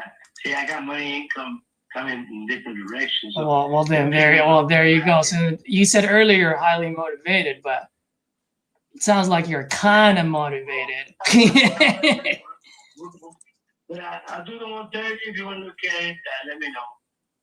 For meantime, I got a little meeting just to give it. But you let me know. You may call if you do want a plan and if you do want that, I can have my son send more. Well, here's the thing, man. I'll make it sweet and easy for you. At the end of the day, if I still got to put in $50,000 in there to potentially sell it for 220, I need this at 9. That's all it'll sound like. We can make deal then. No. I appreciate your business. Yeah, absolutely. I'm good. 11 minutes. Was this your first call, Cody? Yeah, so I got out of him. I forgot. Yeah, so he actually just got deported. Yeah. He didn't tell you that though, right? No. Yeah, so I got that out of him, and I thought that was gonna help, but he's basically like you said, if you can't give him one, he told me I got him down to 127. He's Did he like get muted? 127 is the lowest I can go. Oh, we can hear you, Ira. Yeah, it didn't really make. He's not making any sense. Yeah. What did he say? What he's gonna do if he doesn't sell it? No, that's what he said. Oh, I got money coming from all over the place. That's why I said, oh, so you're not that motivated then. Right. Yeah. What did Cody get him to? 127. Yeah, you got him to 127, yeah. Well, and the ARV's 220? ARV's 220. But I wonder if we can novate this, Hyro. Nah. Well, it needs somebody it's have to make money from it. Yeah, it's a gut. I think That's it's true. a gut job. Unless you get a home occupant. But Yeah. what area is it in? San Antonio. The market sucks too right now. I know. I mean, he's dead on a lot of things, man. He's dead on the ARV. Now the repairs, obviously, we don't know, but the sweet spot there is 90,000. Let's see here. 90,000 and sell it for like 105. Right. Is that where you needed it to be too, Cody? Yeah. Did you give him a number? I think I gave him 90. I'd have to go back. I can't remember, but I think I gave him 90. That's the number. It was pretty easy, and I think I only put 40K in rehab because that's what he told me. Yeah. I'll text him right now. Hi. We've now reached. Hey, do you want to help me? I know you did. I know you're gonna kill me, but you want to help me? The lady that I gotta call back with those 3 properties. You want to help me comp them and come up with an offer? Is it Kiera? Yeah, just drop it on the my name private is chat. Bill. I know I was calling you about that property What's in that? Peoria, Illinois.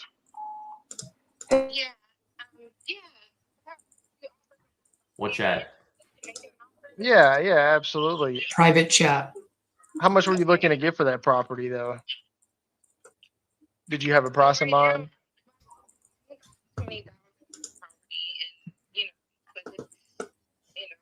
The condition of it is it's empty, and it has framing in the inside and a new roof. Okay, gotcha. But it's down to the.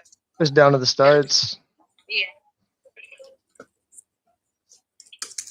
Okay, gotcha. And were y'all planning on fixing it up or renting it out, or how did you end up with it?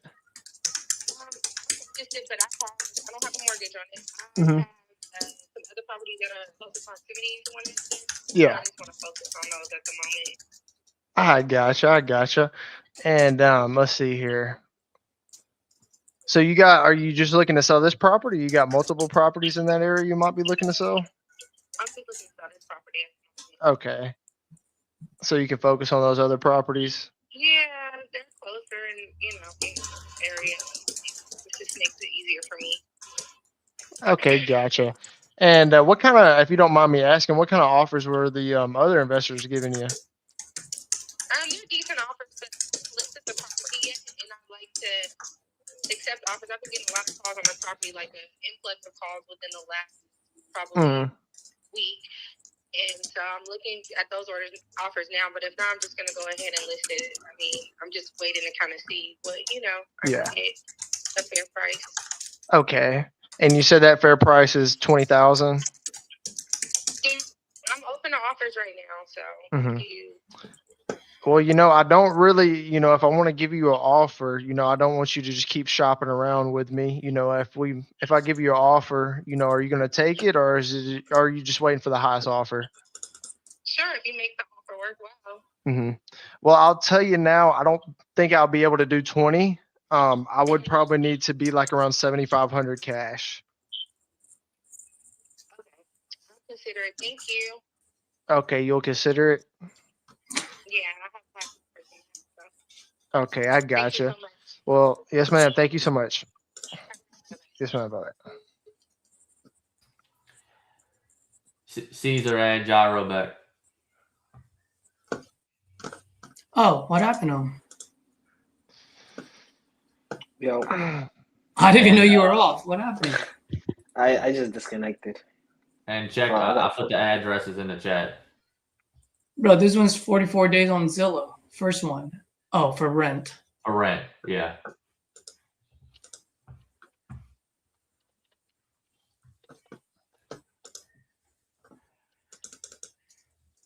How much did she want for this one?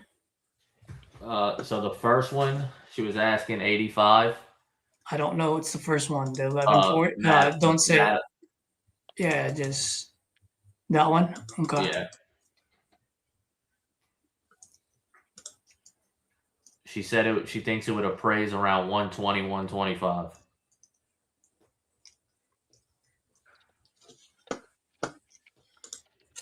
Why is it not popping up on PropStream?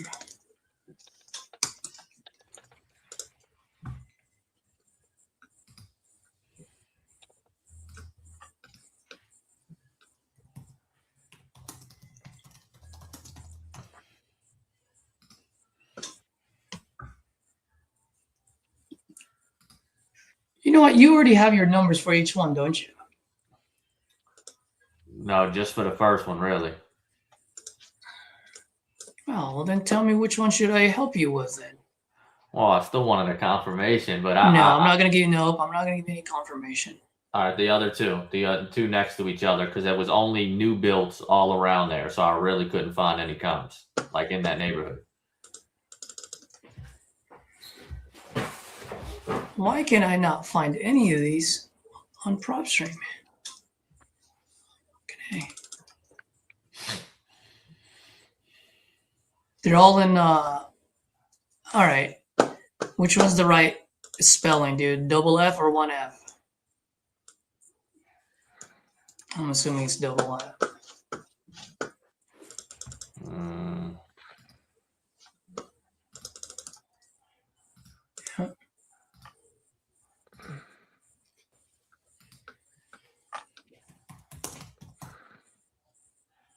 Double.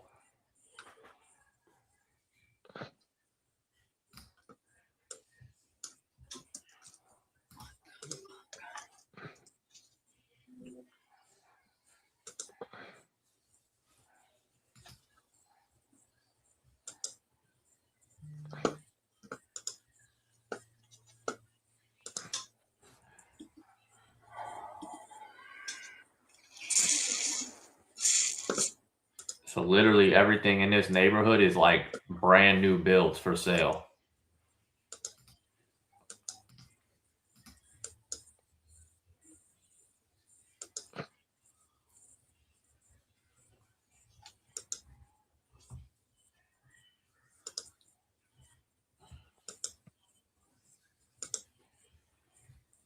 How much you want for this one?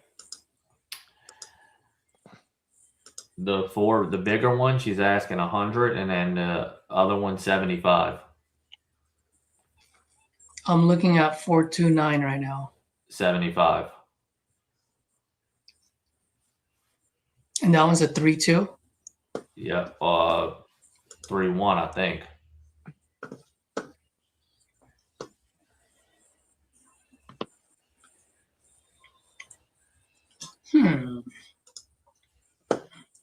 This one's a tough one. 1 second. Something's wrong with my props. Why is it not showing up at all?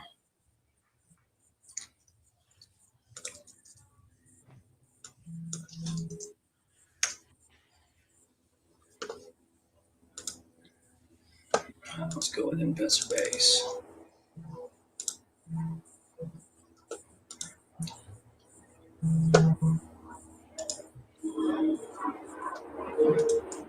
Gotcha. All right. How much were you looking to get for it? Which property are you talking about? The one 206. Yeah. Yeah, actually, we're looking to sell it. $70,000. 70,000. All right. Tell me a little bit about what you got going on there. It needs a complete renovation. You know what that means? It means gutted, ground up type thing, bathrooms, kitchens, everything. It's actually a triplex, or was. It's got 2 bedrooms, a bath, kitchen upstairs. It's got 2 apartments downstairs that are 1 bedroom, 1 bath. That's the way it was configured. So, okay. But it does need a complete renovation. There's a lot of damage, storm damage, you name it. It's got it. So, Okay. anyway, it's something that you might want to look at before you come to any. Before we go any further, it's something that you need to look at. Got you. And when you say full renovation, it's like a tear down, or it's just like a lot of work that needs to be done? You know, that depends on what kind of crew you got. You got your own construction crew to go in. You know, Yeah. the renovation. If you got somebody else, they might talk you into tearing it down, start all over again. I don't know. Got you. Okay. And what happened to the property that it got to like this? Was it a storm? You said a storm damage? Yep, hurricane went to it. Okay. Took a tree down, put a tree through the roof, and trying to get somebody to re-roof it was a nightmare in itself. So, you know. Got it. Yeah, I just pulled it up on the Google Street View. It's rough. Okay. Yeah. So, Well, I like rough. I'll tell you that. All right, let's see here. And you said 70,000. And something that could happen, it could be it's next door to commercial property, if that makes any sense to you. Yeah. So Night Avenue, most of Night Avenue is commercial. So I don't know. It depends on what you're looking at. Yeah. Okay. When did the hurricane hit this? Actually, I had 2 of them that came through there. The first one put a tree through the roof, took most of the roof out. The second one did the rest of it, took out some more. And when it did the damage to the roof, that you know, go figure, you got water running into place. You know what I'm saying? Yeah, it needs everything. I got you. All right. How did you come up with 70,000? The property's worth that. And that's with nothing on it. So it's a nice lot. And it's the bottom half of this is actually earth sheltered. It's CBS. It's lab construction. So that's not going anywhere. The top half is frame, stick, whatever you want to call it. And if you had to tear that off and start all over again, you still have a good foundation to start with. It's sort of sheltered on 3 sides. The bottom part of it is. So, anyway. Yeah. What have you done so far to try to sell this? Nothing. Nothing? Got you. Yeah, I mean, I'm looking at it. Needs a lot, obviously. We take on these big projects, but obviously we're investing. We're looking to make a profit on it. Yeah, sure. Yeah, I'm looking at it. 70 is a bit too much for us, just because of the work needed. Okay. We're probably half that. I got you. Okay. Well, I'll keep it in mind and give me a call back in a couple of months. Maybe I change my mind. Couple of months, can be a week or so. Okay, let's do that. Okay, sounds good. And before I let you go, what happens if, are you gonna shop this around or something? No, I'm not going to shop it around. Got it. So what's that? What's the deciding factor? The deciding factor is whether I want to lose $30,000 or not. Got you. Yeah. All right. Well, our process is pretty simple. It's paid before I can leave the set. At some point in time, I can hire a crew to go in there and redo it and put $30,000 to $50,000 in it, whatever it takes, and pull 100, 110 out of it. Yeah, it's not 30,000 to get it done though. I don't know. I haven't priced it. I haven't checked with contractors on it. I just don't know. I got you. So. All right, Michael. I appreciate you taking my call. I'll definitely follow up with you in a week. I don't know if I'll follow up in a month. A couple months. Too long. But I'll follow up in a week. See where your head's at, and then hopefully we can do business together. Okay, sounds good. All right, Michael. We'll talk. Have a good one. Okay. Bye.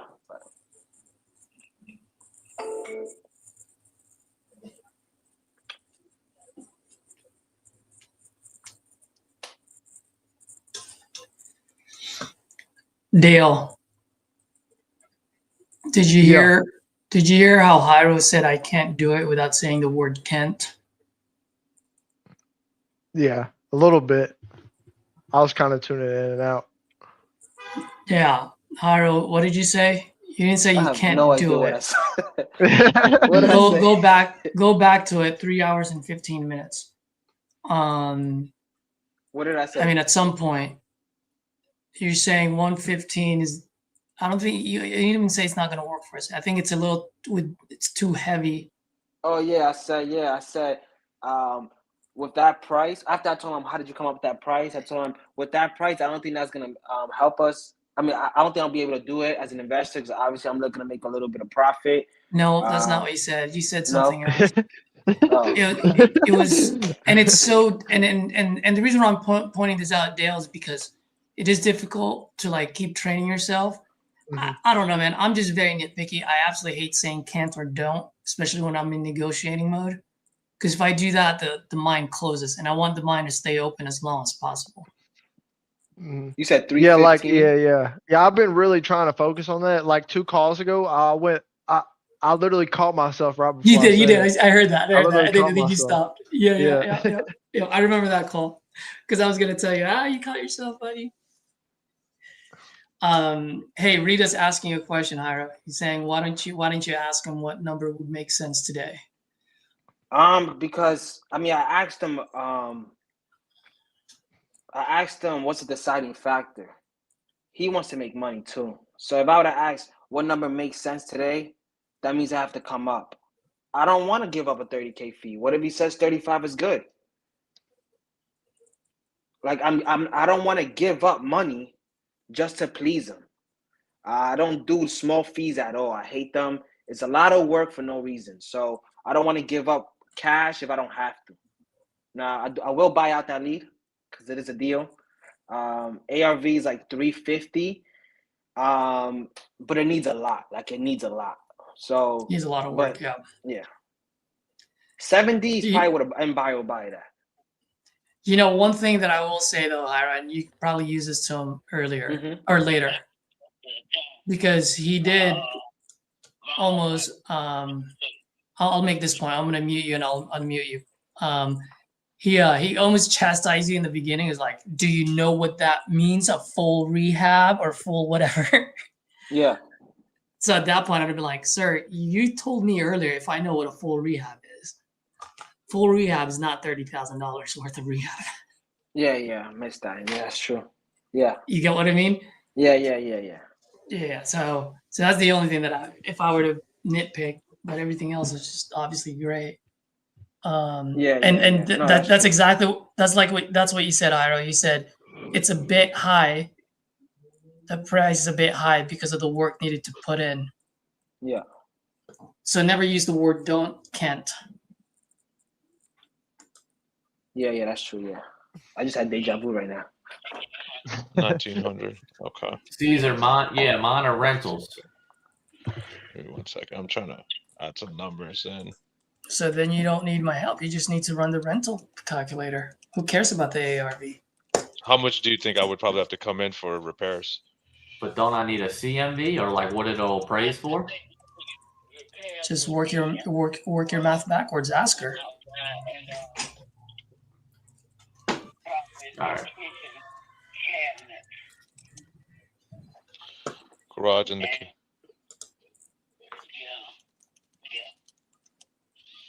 Okay.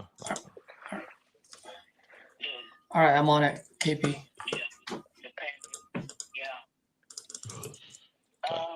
Rito was right, but I'll mute myself.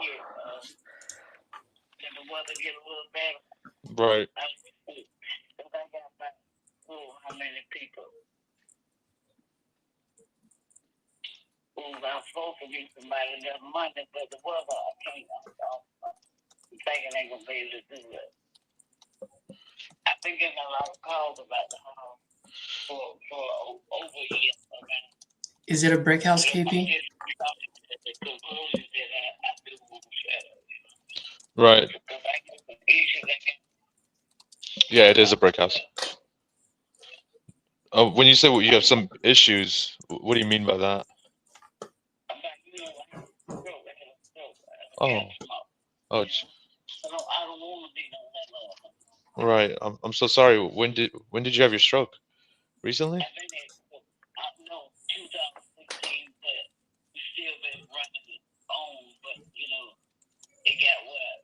It doesn't look like a brick house, buddy. It looks like a frame house. Look at it. Google map it. Wow. 2016, and you're still having some side effects with that. Then I know you did some of the renovations. What year was that in? Last year. Okay.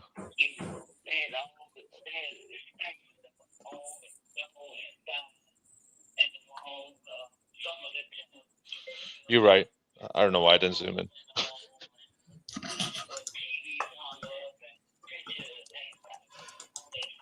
She converted the garage into a bathroom. Oh. Okay. I think she's at current market value.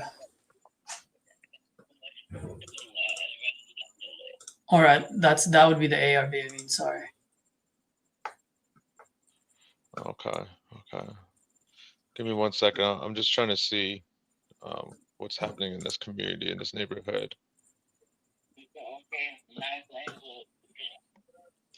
You think 190 is ARV?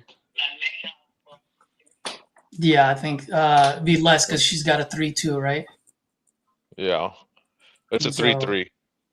3.3. And it's 2341 square feet. Yeah. What year built? You live Oh, it doesn't matter. Queen, 1981. so you So definitely it'd be seen like the neighborhood change a lot. it'd be like 170. 180. 180 would be good. 1981 Yeah. Is it 2 stories or one? One story, for right? ARV. Yeah, 180, I'd say. Tops. She has a basement, but it's 1 story. Yeah. I'd say 180 is a nice crack at it.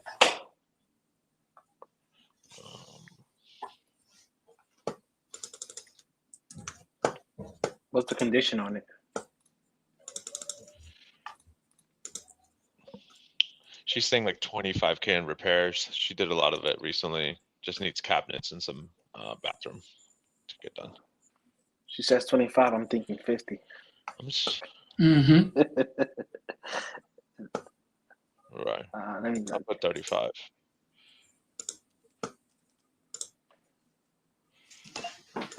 What she's asking? Do you owe anything on the house? Just asking 190. 190. And you say ARV is 190. Yeah, but You say ARV 300. balance. Okay. 190. How much is the balance? Because the brick house is 300,000. Okay. And then how much do you need? How much do you need in your pocket after that? Bro, go for a kill shot, bro. Yeah. You can sell this at 180. Sell it at 180. Really? Based on investor base. Right. Oh, I didn't look at investor base. You're right. Yeah. So after you pay off the 63, how much do you want in your pocket? Is she close at 190? I thought. Yeah. You need it at 170. Sell Kill 180. shot it. Yeah. Kill shot. And then she goes. Okay. She don't go that hard. I was hoping you saying blah blah. Okay. I was hoping you saying 165. So let me tell you a little bit about my process. We'll come to an agreement on a number. I'll send you the contract. I use the official like Georgia real estate contract. Full disclosure, I'm also a real estate agent. The reason I use that, it's equally, beneficial for both buyer and seller. So once I send that over to you, you and your husband sign it. I'll come over hopefully tomorrow or Monday when the weather gets better, do a walkthrough, just make sure the condition of the house is what you told me it was on the phone. If it is, great, we'll move forward with the price and the timeline agreed.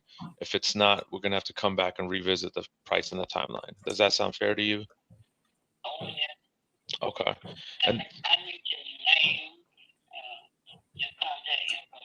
You gotta put confidence in her. it'll be all in the contract, and I can definitely text that to you too. I do have one final question. I'm willing to take the house as is, no realtor commissions. I'll cover all the closing costs. What's the best price that you can do for me?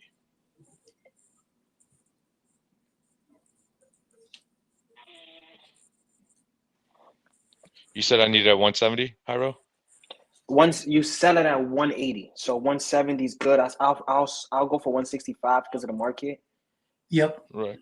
Whatever she says, but like, I was hoping you were saying this, and then flow from there. She said 130. Hold up. Weird. Slow down. Okay. So Just do 130.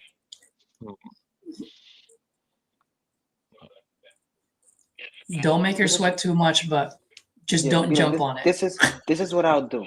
I'm gonna put 130. I'm gonna try to make that work, but I'm gonna walk the property. Yep, you're good.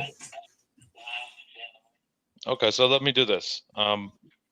Let me write the contract down for 130. I'm gonna try to do make you guys it have work. access to email right now? You gotta say I'm gonna Yes. try to make it work. Do you have access to a computer or internet? Because they're gonna think they gave it to you. Okay, so I'm gonna try to make it work. I'm gonna try to make it work at 130. I'm gonna walk the property, just double check everything, and we can close in 30 days. Or when do you want to close? Say that. Okay. Give me 1 second while I.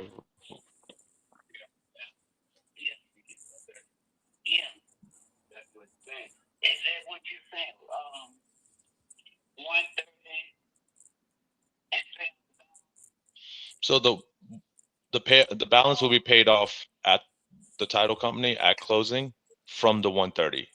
So you'll get whatever's the difference after the balance is paid off.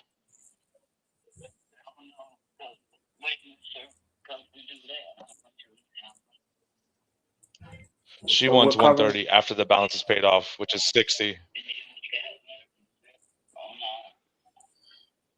So we need a 165, right? Why is walking away with 130 so important? Because I'm willing to work with you, but why is 130 so important? Right.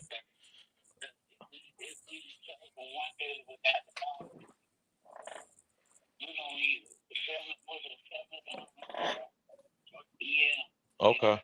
I'm just curious. What are we doing with the 130? Why is it so important?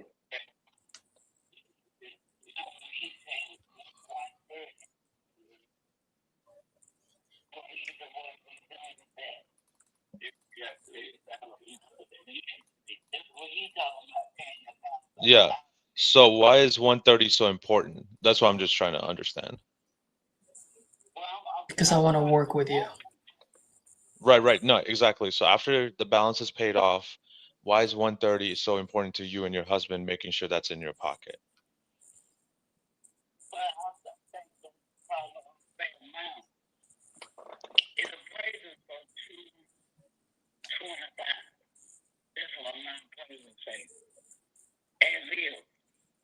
So I'm willing to go up under it. So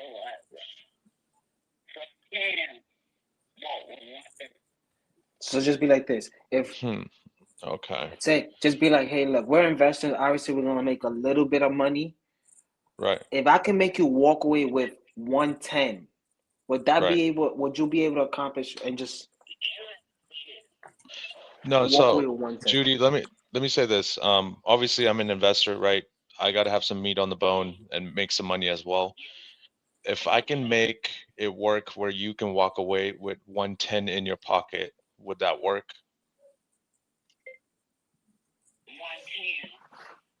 In your pocket after it's paid off.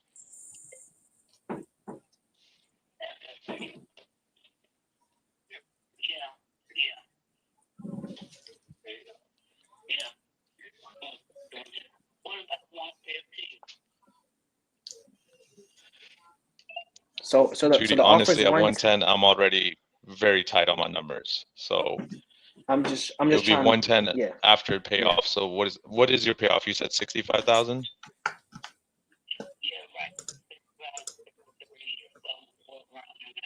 Okay. And just be like, remember, we're So covering yeah, closing costs. I would be at 173, 175. Yeah, and we're covering closing costs.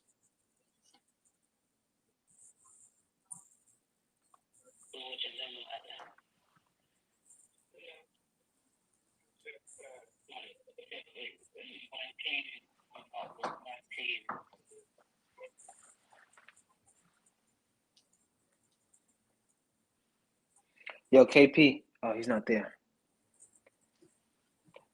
Damn. Right here, he gotta assume the close. He gotta just assume the close. He's got to Hey, assume the close. Yeah. yo, he's got some fire leads today. He did. Yeah. I swear, bro, I've made like over $20 and only had 3 answers. KP, go over the contract. Hey, let me send you the agreement. Let's go over everything. Make sure everything looks good. And at the end, just make them sign. Right. So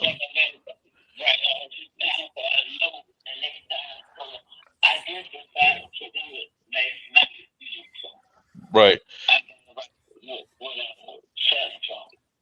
So if I Don't yeah, I understand you have you're gonna have let's do it. yeah, so I know you're gonna have other investors. Let me send the contract over right now and we can go over it over the phone. I can answer any questions you have and we can move forward. If everything looks good. Okay. So give me what's your email? Mute him. Yep.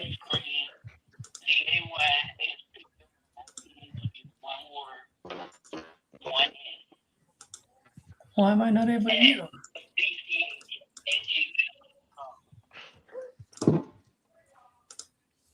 Okay, there you go. Right, I was trying to write and do everything at the same time. Could you repeat your email again? Mute him.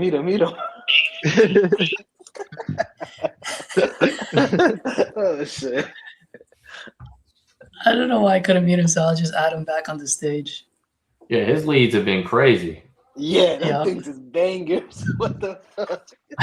I haven't even talked to someone motivated yet. Yeah, I swear, I've made like This $20, dude's had 5 $30. calls with nothing but problems. Holy Dude. You gotta pick my leads. Yeah, Dude, right. I think he's actually doing like his local Yeah. area though too. Yeah. So that probably makes a difference.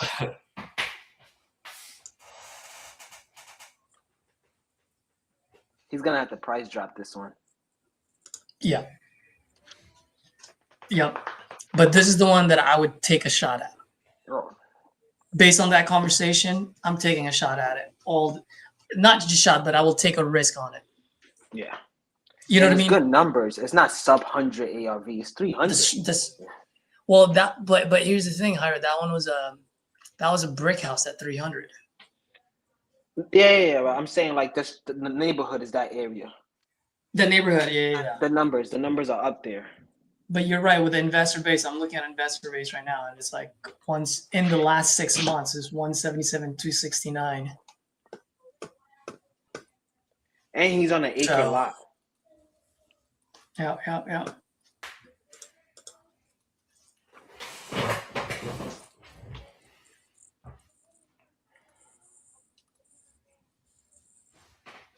And there's no inventory in that pocket.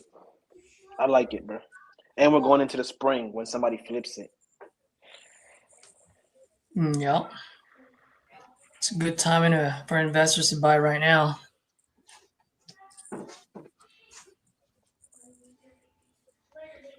Gentlemen, after this, what do you guys say? Do you guys think we're good calling it off after this, or you guys want to hang on here and keep making calls? Let me see if I have any leads. I've got a lot of leads I got to call. I just haven't been able to. So I want to hop off probably in a few. Yeah, I'm cool or whatever. Yep. Let me ask you this. So I'm assuming most of y'all have coupon clubs. So are these leads, are y'all getting 90% off from the 59? Yeah. No, 90% off. No, from the actual price of the lead. From the original purchase From the price. original price. So if it was a $235 lead, now we're getting it for $24. Okay, where I'm getting 80% off, so 10% difference. Yeah. So you'll be getting them at $48, or we'll be getting them at $24. Yep. But overall, I thought this was a pretty good call, guys. A pretty good session, I should say. Absolutely. Hopefully, you folks that are watching, you guys got some value out of it. Drop it on the chat. Any key ideas that you guys got from this session? Smash that like button, especially if you're watching from my channel. No, but all joking aside, hit that like button. It's free. It helps your boy out. It helps SpeedToLead. We're out here providing value and just trying to make some money. Trying to be like KP. Trying to be like KP. Good job, KP, bro. You killed it. And guys, and by the way, guys, this is what everyone, like some people would say, oh, like SpeedToLead sucks or property lead sucks or whatever it is. And it's just like, dude, you got to go through a good amount of leads, right? And it just so happened KP got the good chunk of leads today, right? And he might have had a shitty week all week long. Yeah. Like, you know what I mean? Yeah. And we don't know. So, Yeah, for the next 3 days, he might. Yeah, for the next 3 days, he might not even get a seller on the call. It's all I a don't number. want to cut anyone off. I did have a shitty week. I sent like 2 offers all week, and then I sent 6 today. So you're right about that. They signed? There you go. Oh, he's still with them. Yeah. So Rito, we've got a few follow-ups. My first call. I'm sending them the contract right now, but they're still on the phone. Okay. Yeah, we'll just mute you unless you think we need to hear it. KP, they're super reasonable though. You go out there. Sorry, my computer's being slow and it's so annoying. Yeah, just leave them alone. You can mute us. You can mute us if you want, KP. Nah, those sellers are super reasonable. Yeah.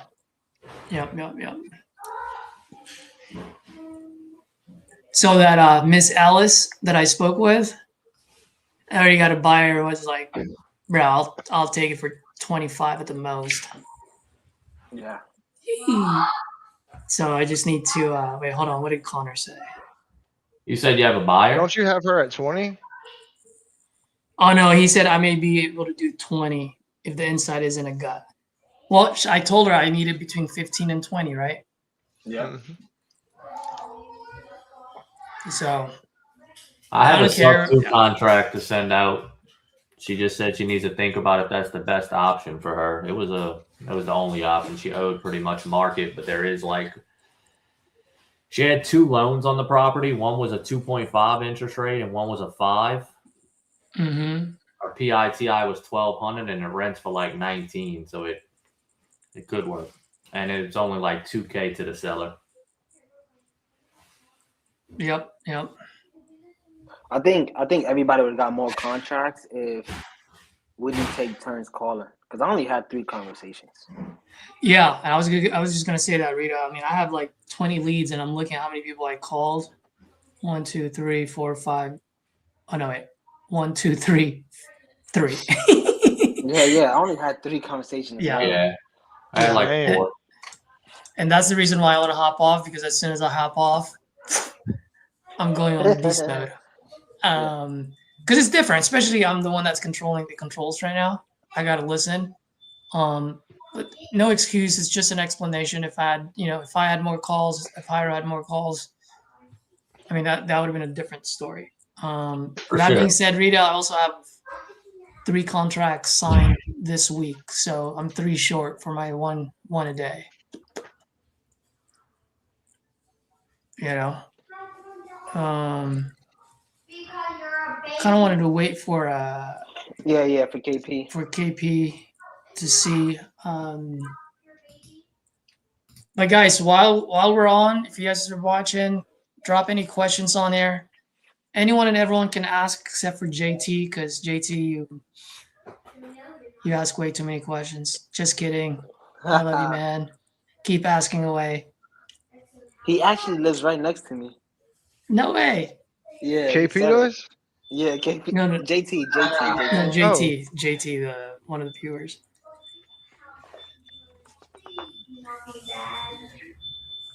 Oh, he's hopping back on.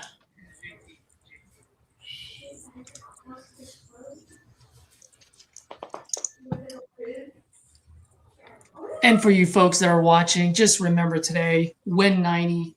If you're Coupon Club members, you get 90% off on all your leads. Well, I don't want to say all your leads, active and sale leads. So that $59, everything I've been buying is had been in anywhere between 15 to 30 bucks. So you can definitely stretch out your dollars, use it.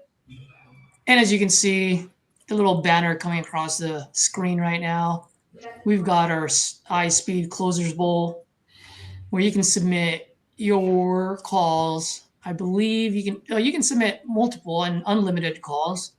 And what Yurii will do is he will have AI grade it, and whatever your top highest score, that's what's going to get submitted. The winner gets $5,000 into their Speed to Lead account. How many leads is that, guys? I'm be honest. 5. What's up? I'm impressed with iSpeed to Lead today. You what? I'm impressed with iSpeed to Lead today. Yeah. We had some bangers today. 167 leads, Yeah, guys. I got that one. She's about to sign. But I think I'm gonna have to get her a price drop, but I think I can. Which one was this one? The condo. Oh, the condo. Yeah. 175. Yeah, she's gonna sign. All I gotta say, man, let Dispo work, man. Yeah, that's exactly what I'm gonna do. Who dispos your deals? I'm probably gonna send it to the bomb bitch. Because it's in Florida. Mm-hmm. Yep. Who you use for dispo? Who, me? Yeah. I dispo myself now. I gotta fight for my deal. I gotta fight for my deal. How has that been working? You have a dispo person on your team? No, I'm doing it myself. So it's not as hard as people make it seem. But you just gotta dedicate an hour and a half. Yeah. Oh, I'm It's gonna time get this done consuming. today. Yeah. I'm It gonna really get this is. done. I text blast, then I'm calling everybody. Uh-huh. And then off that initial hour and a half, I see if my deals are good or not. And then we go from there. And you're using what, investor base? Investor base. I got investor lift. I don't got the crazy mode. I just use the AI version. I avoid it. I try to avoid InstaLift. But if I have to, I use it. I'm using PropStream. The cash Yeah, buyer prop list. stream's really good. I ain't gonna lie. There's a lot. I found a lot of good buyers. Like there was like at a small market like Corpus Christi. Like I found Yeah. like 5 legit buyers just off prop stream. And yeah, and then you could text blast and then call after. Text blast is gonna give you the inbound lead, so you don't need InstaLift. Mm-hmm. And then you just dial. As long as you commit an hour and a half to 2 hours, You you're have gonna to get commit. somebody on the phone. And what does investor base cost? Like 350 or 250, something. 250 a month. Yeah. It's worth it. It's a great platform, dude. Yeah, but if you're not doing a lot of deals, you can probably have a TU member say, "Yo, can you search up this address and just export the list for me?" And they'll just give you the list.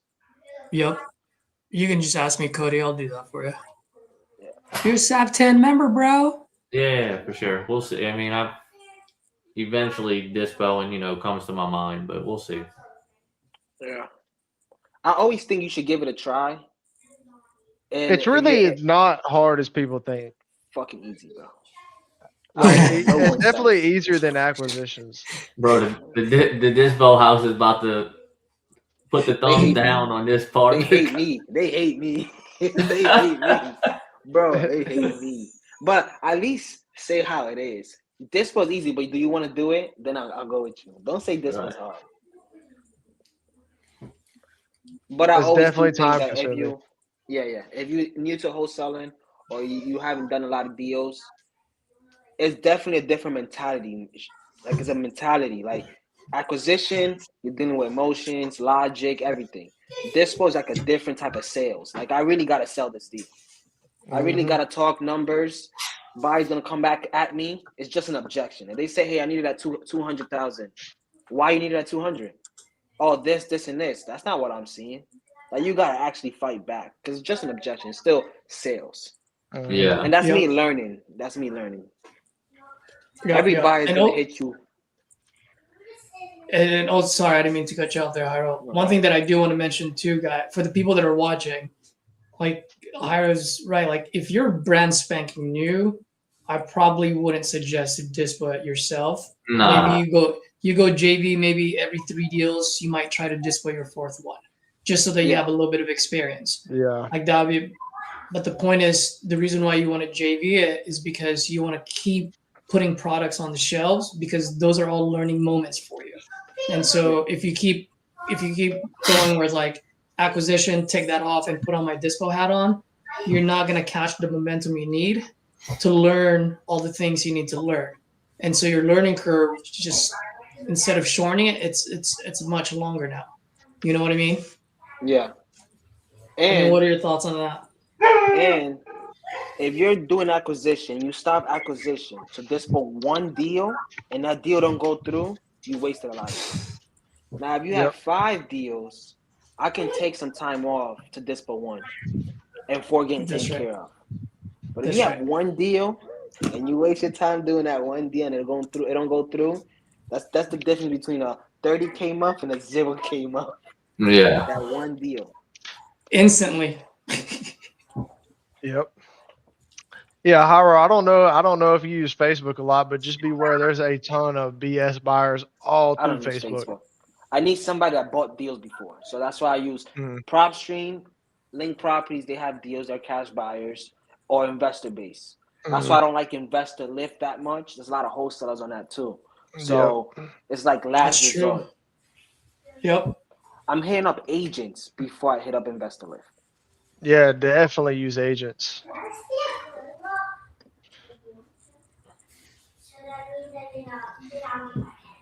You sent it, KP? You done? Yeah, I sent Last it. question. I'm staying on the phone to make sure she signs right now. Okay. Oh, nice. Last question, Ira. Can you dive drop on what? Can you do a deep dive? What? He asked for a deep dive. Can you do a deep dive on what we was talking about, different type of sellers and how you should? So there's different. what does RJ call it? Different psychologies of sellers. Yeah. It's like Different buckets? not buckets. Different personalities. Oh, Basically. the psychological. Yeah. Yeah. So it's like you have an investor. There's a professional investor and a non-professional investor. There's the vacant home. There's the seller that's dealing with health issue. There's this seller that. There's a bunch of different type of sellers. So you gotta Retired identify. stuff. Yeah. Landlords. So you gotta identify who you talking to, and then there's a bunch of questions you ask those type of sellers. So it's different for a vacant home and a owner occupant that's dealing with health problems. You don't ask the same questions, right? One's more emotional than the other. Vacant home, they're not emotional. They can be, but they're not. And then there's some people that have two different type of psychology, and it's in one. So now you gotta isolate them, ask this type of question and this type of question, so you can solve the problem. If you don't know about the seller, you can't solve its problem. You're not gonna close it, even if the price is right. You ever had a seller ask you for 300, you give them 300, and they don't sign? You need to solve the problem. Yep. Now, one thing I will say too, on top of that, is JT, I don't know your situation because I haven't really talked to you. You ask a lot of good questions. I'm just hoping that you're banging the phones 100 times a day and making at least 5 solid offers every single day. Because if you're doing that, then you absolutely deserve to ask all of these questions. But if you're not doing that, I'm going to stop answering any of your questions, because all the answers we're giving you, it's going to make you fall into the paralysis analysis trap. Like there's no point for you to be understanding or studying seller types if you're not picking up the phone.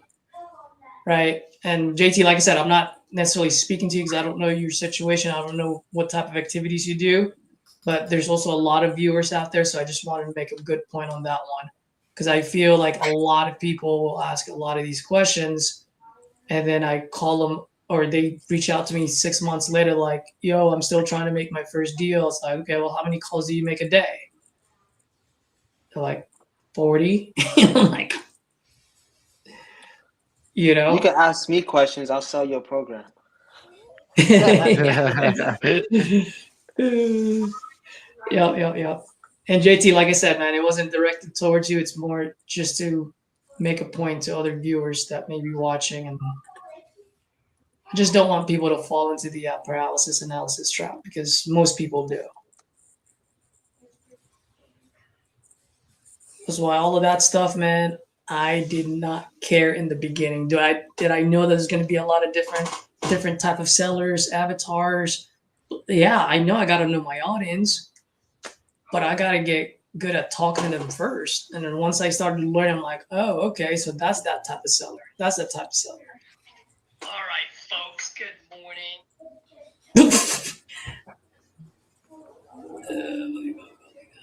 What was that? That was the beginning of this call, or this session.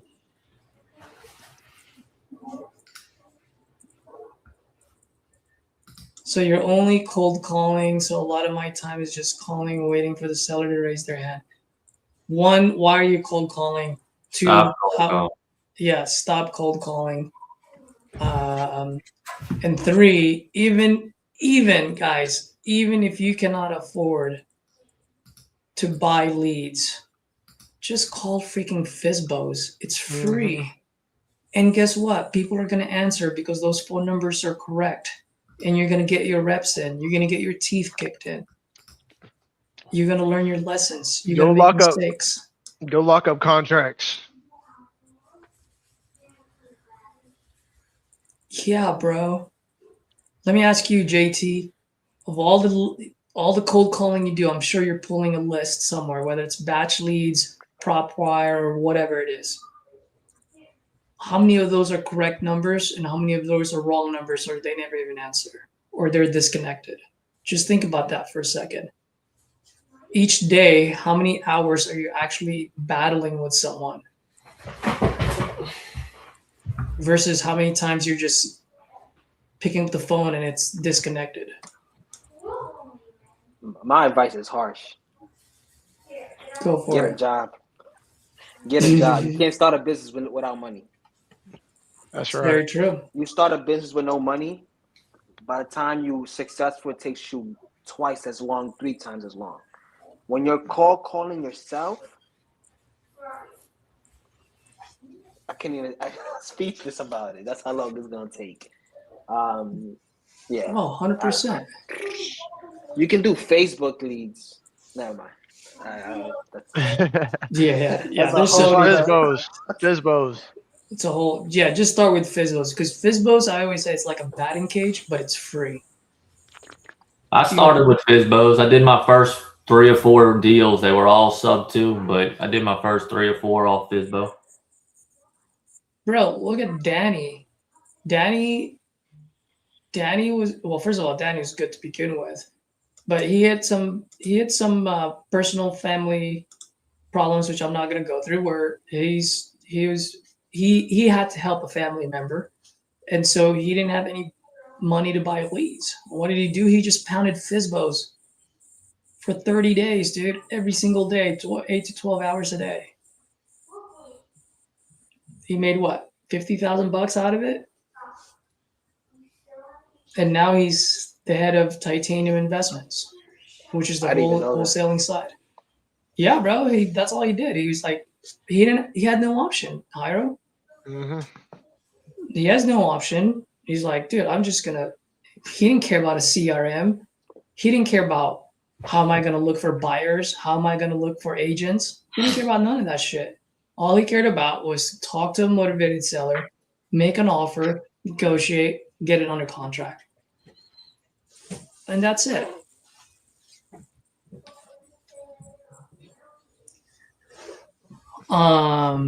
Rita, you guys calling tomorrow? Usually I don't, but because of this winter vortex going on, I might actually call tomorrow because people are going to be home. I know Speed to Lead is doing a 20 days straight, so I know Yuri's going to go live tomorrow. I don't know if I'm going to go live tomorrow because if I'm going to make phone calls, I'm literally going to shut everything off, and it's just me and the phone.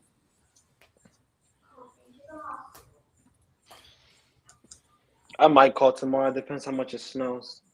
Rita, you're in New York, you know. Yeah. In other words, I'm going to watch the news tomorrow.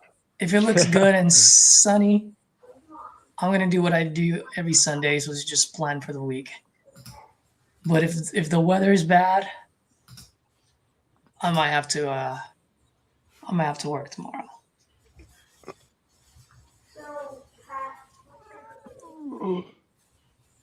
Let's see what other questions we have. KP, you still getting that contract signed? Yeah, Let's yeah. go. He can't hear us now because he took off his headset. He's explaining the contract for sure. Yeah.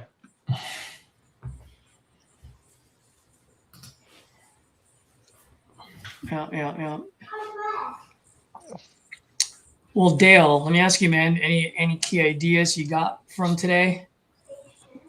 A ton of key ideas, honestly. Pick one. Let's see. Just really making it more about the seller and less about myself. That was really good. I need to focus on that. I need to focus on my tone, really, and just using more emotion, I guess, is a good way to put it. I think you're good on that. Really? Personally, maybe some questions you ask that you don't have good tone, but I think for you, I think just focus on one thing to get better on. You got too much shit in your head. Yeah, for sure. Just one thing. Make it about the seller. Once you master that or get good at that, go on to the next thing. Yeah. Because if you try to fix a bunch of problems, you're not going anywhere. Yeah, It's for gonna sure. confuse you. Yeah, that's what my main goal is. Make it more about the seller for sure. Sweet. I need to dive in, get back on the motivation too. Cause like that's the first time I had a seller tell me a whole bunch of stuff about her family, husband dying and stuff like that, but not really tell me why she was looking to sell it. So I guess that's a new experience that I I needed to have in order to learn from it. Well, Dale, let me ask you a question. Unless Yeah. KP's done. KP, if you're done, you can unmute yourself. You can start talking. Yeah, so I'm done. I sent it to her. Everything's going well, and I was like, okay, so you're gonna sign it because the offer deadline's tonight. Just want to let you know. She goes, oh no, I'm not gonna sign it. I was like, What? okay, what did I miss? And she goes, well, I have 2 other investors that are coming, and I want them. They're coming on Monday to see it. And so I just laid it out.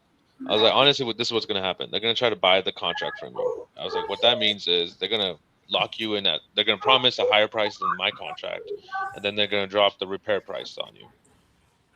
Why are you shaking your head, Hyro? Is that the wrong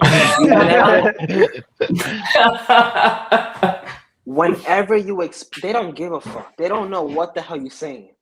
Okay. Whenever you start explaining something, I want to let you finish first. No, I mean, I don't want to finish now. Whenever you start explaining something, you sound like you're selling yourself. Oh, great. They're coming on Monday. Can I stop by on Monday? Now you all 3 there. Hey, this contract's bullshit. This contract's bullshit. Look at mine. What they going to do? Hit you? No. Right. Especially you being local. No.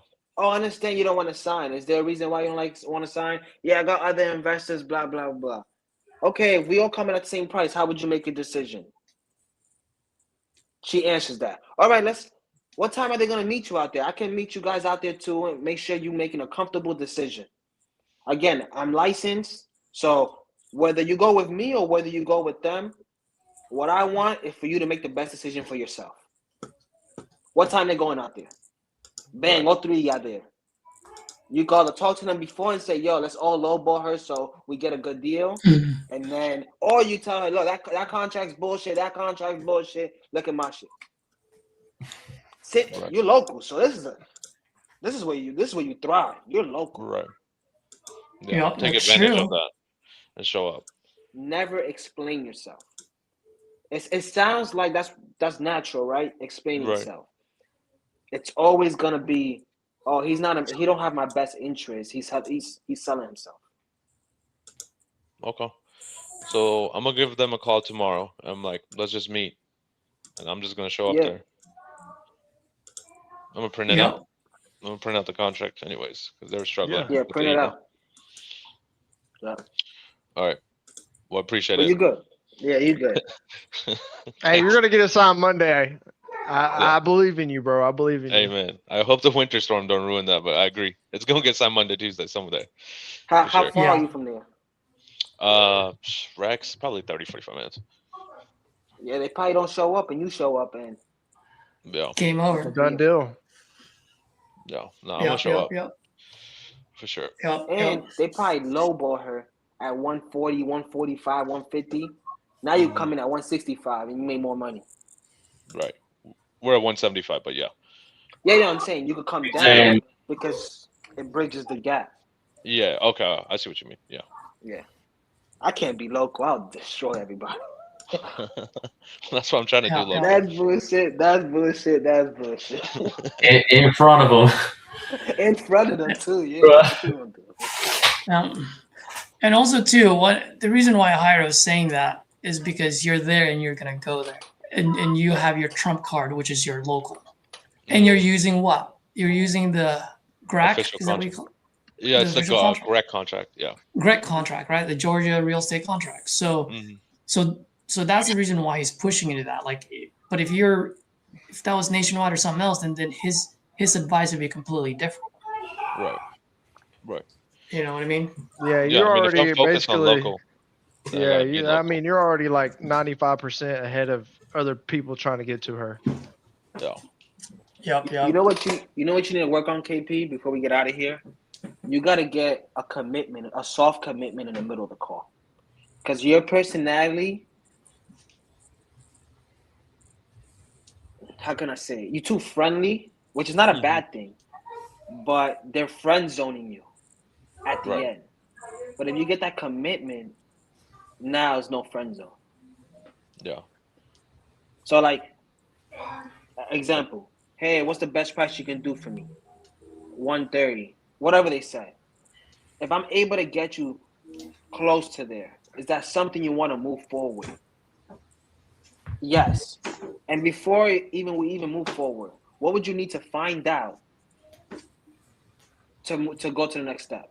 What is the deciding factor? What is whatever, however you want to say it, so you get a soft commitment. Right. Now, the commitment don't come in. You have an objection to go through. I have other investors come in. Oh, great. I mean, I'm glad you have other investors. Is what's important to you to sell the house, or whatever it is, right? Or the motivation, or get the piece, or whatever. They're gonna come. That's another objection. Oh, let's do this since you're local. When are you meeting with the investors? Monday. Let's all meet out there. What time? Blah. Okay, let's all meet out there, and But if you're not local, you gotta overcome that objection. As in, whatever reason they give you, make them feel comfortable with you. I can't give you the exact line because everybody's different. Every situation is different. Right. But yeah. I think it's gonna be more reps. Once I get more reps in of being Yeah, focused on that kind of framing. So Yeah. I do appreciate that because I do feel like I let them off too easily. Where I'm just like, all right, I don't want to be pushy and like, yo, you gotta sign that shit. What the fuck? Like I didn't just spend 30 minutes. Like that's not me. So I see what you mean. Where you gotta have like some assumptive closing, like that language where you gotta use some of those things, and then also get a soft commitment, like you said. Yeah. Yep. No, I appreciate that. I appreciate all the knowledge you guys dropped today, for sure. You had some cool, good man. calls, man. Yeah, he did. He had some great calls. Great calls. All right, gentlemen. You all have a wonderful weekend. If you're all part of that winter vortex, stay warm, stay safe. Thank you. You all know Yurii. Send him a thank you message on Facebook. Thank you, Yurii. Let him know if you guys want to hop on. He is doing this all the way till the day after Super Bowl. He's going live every day. So he's welcoming anyone that wants to stay on. All he requires is for you to have good connection and for you to not be afraid to unmute yourself. So, which you guys did a phenomenal job today. Yurii, I'm gonna be on here every day. I promise. Go. Let's go, Dale. Let's go. I'll meet you up here. There you go. Me and KP for sure. Yeah, let's run it. Let's do it. All right, cool guys. Have a great weekend. Thank y'all. Absolutely. See y'all, Thank y'all. Cool.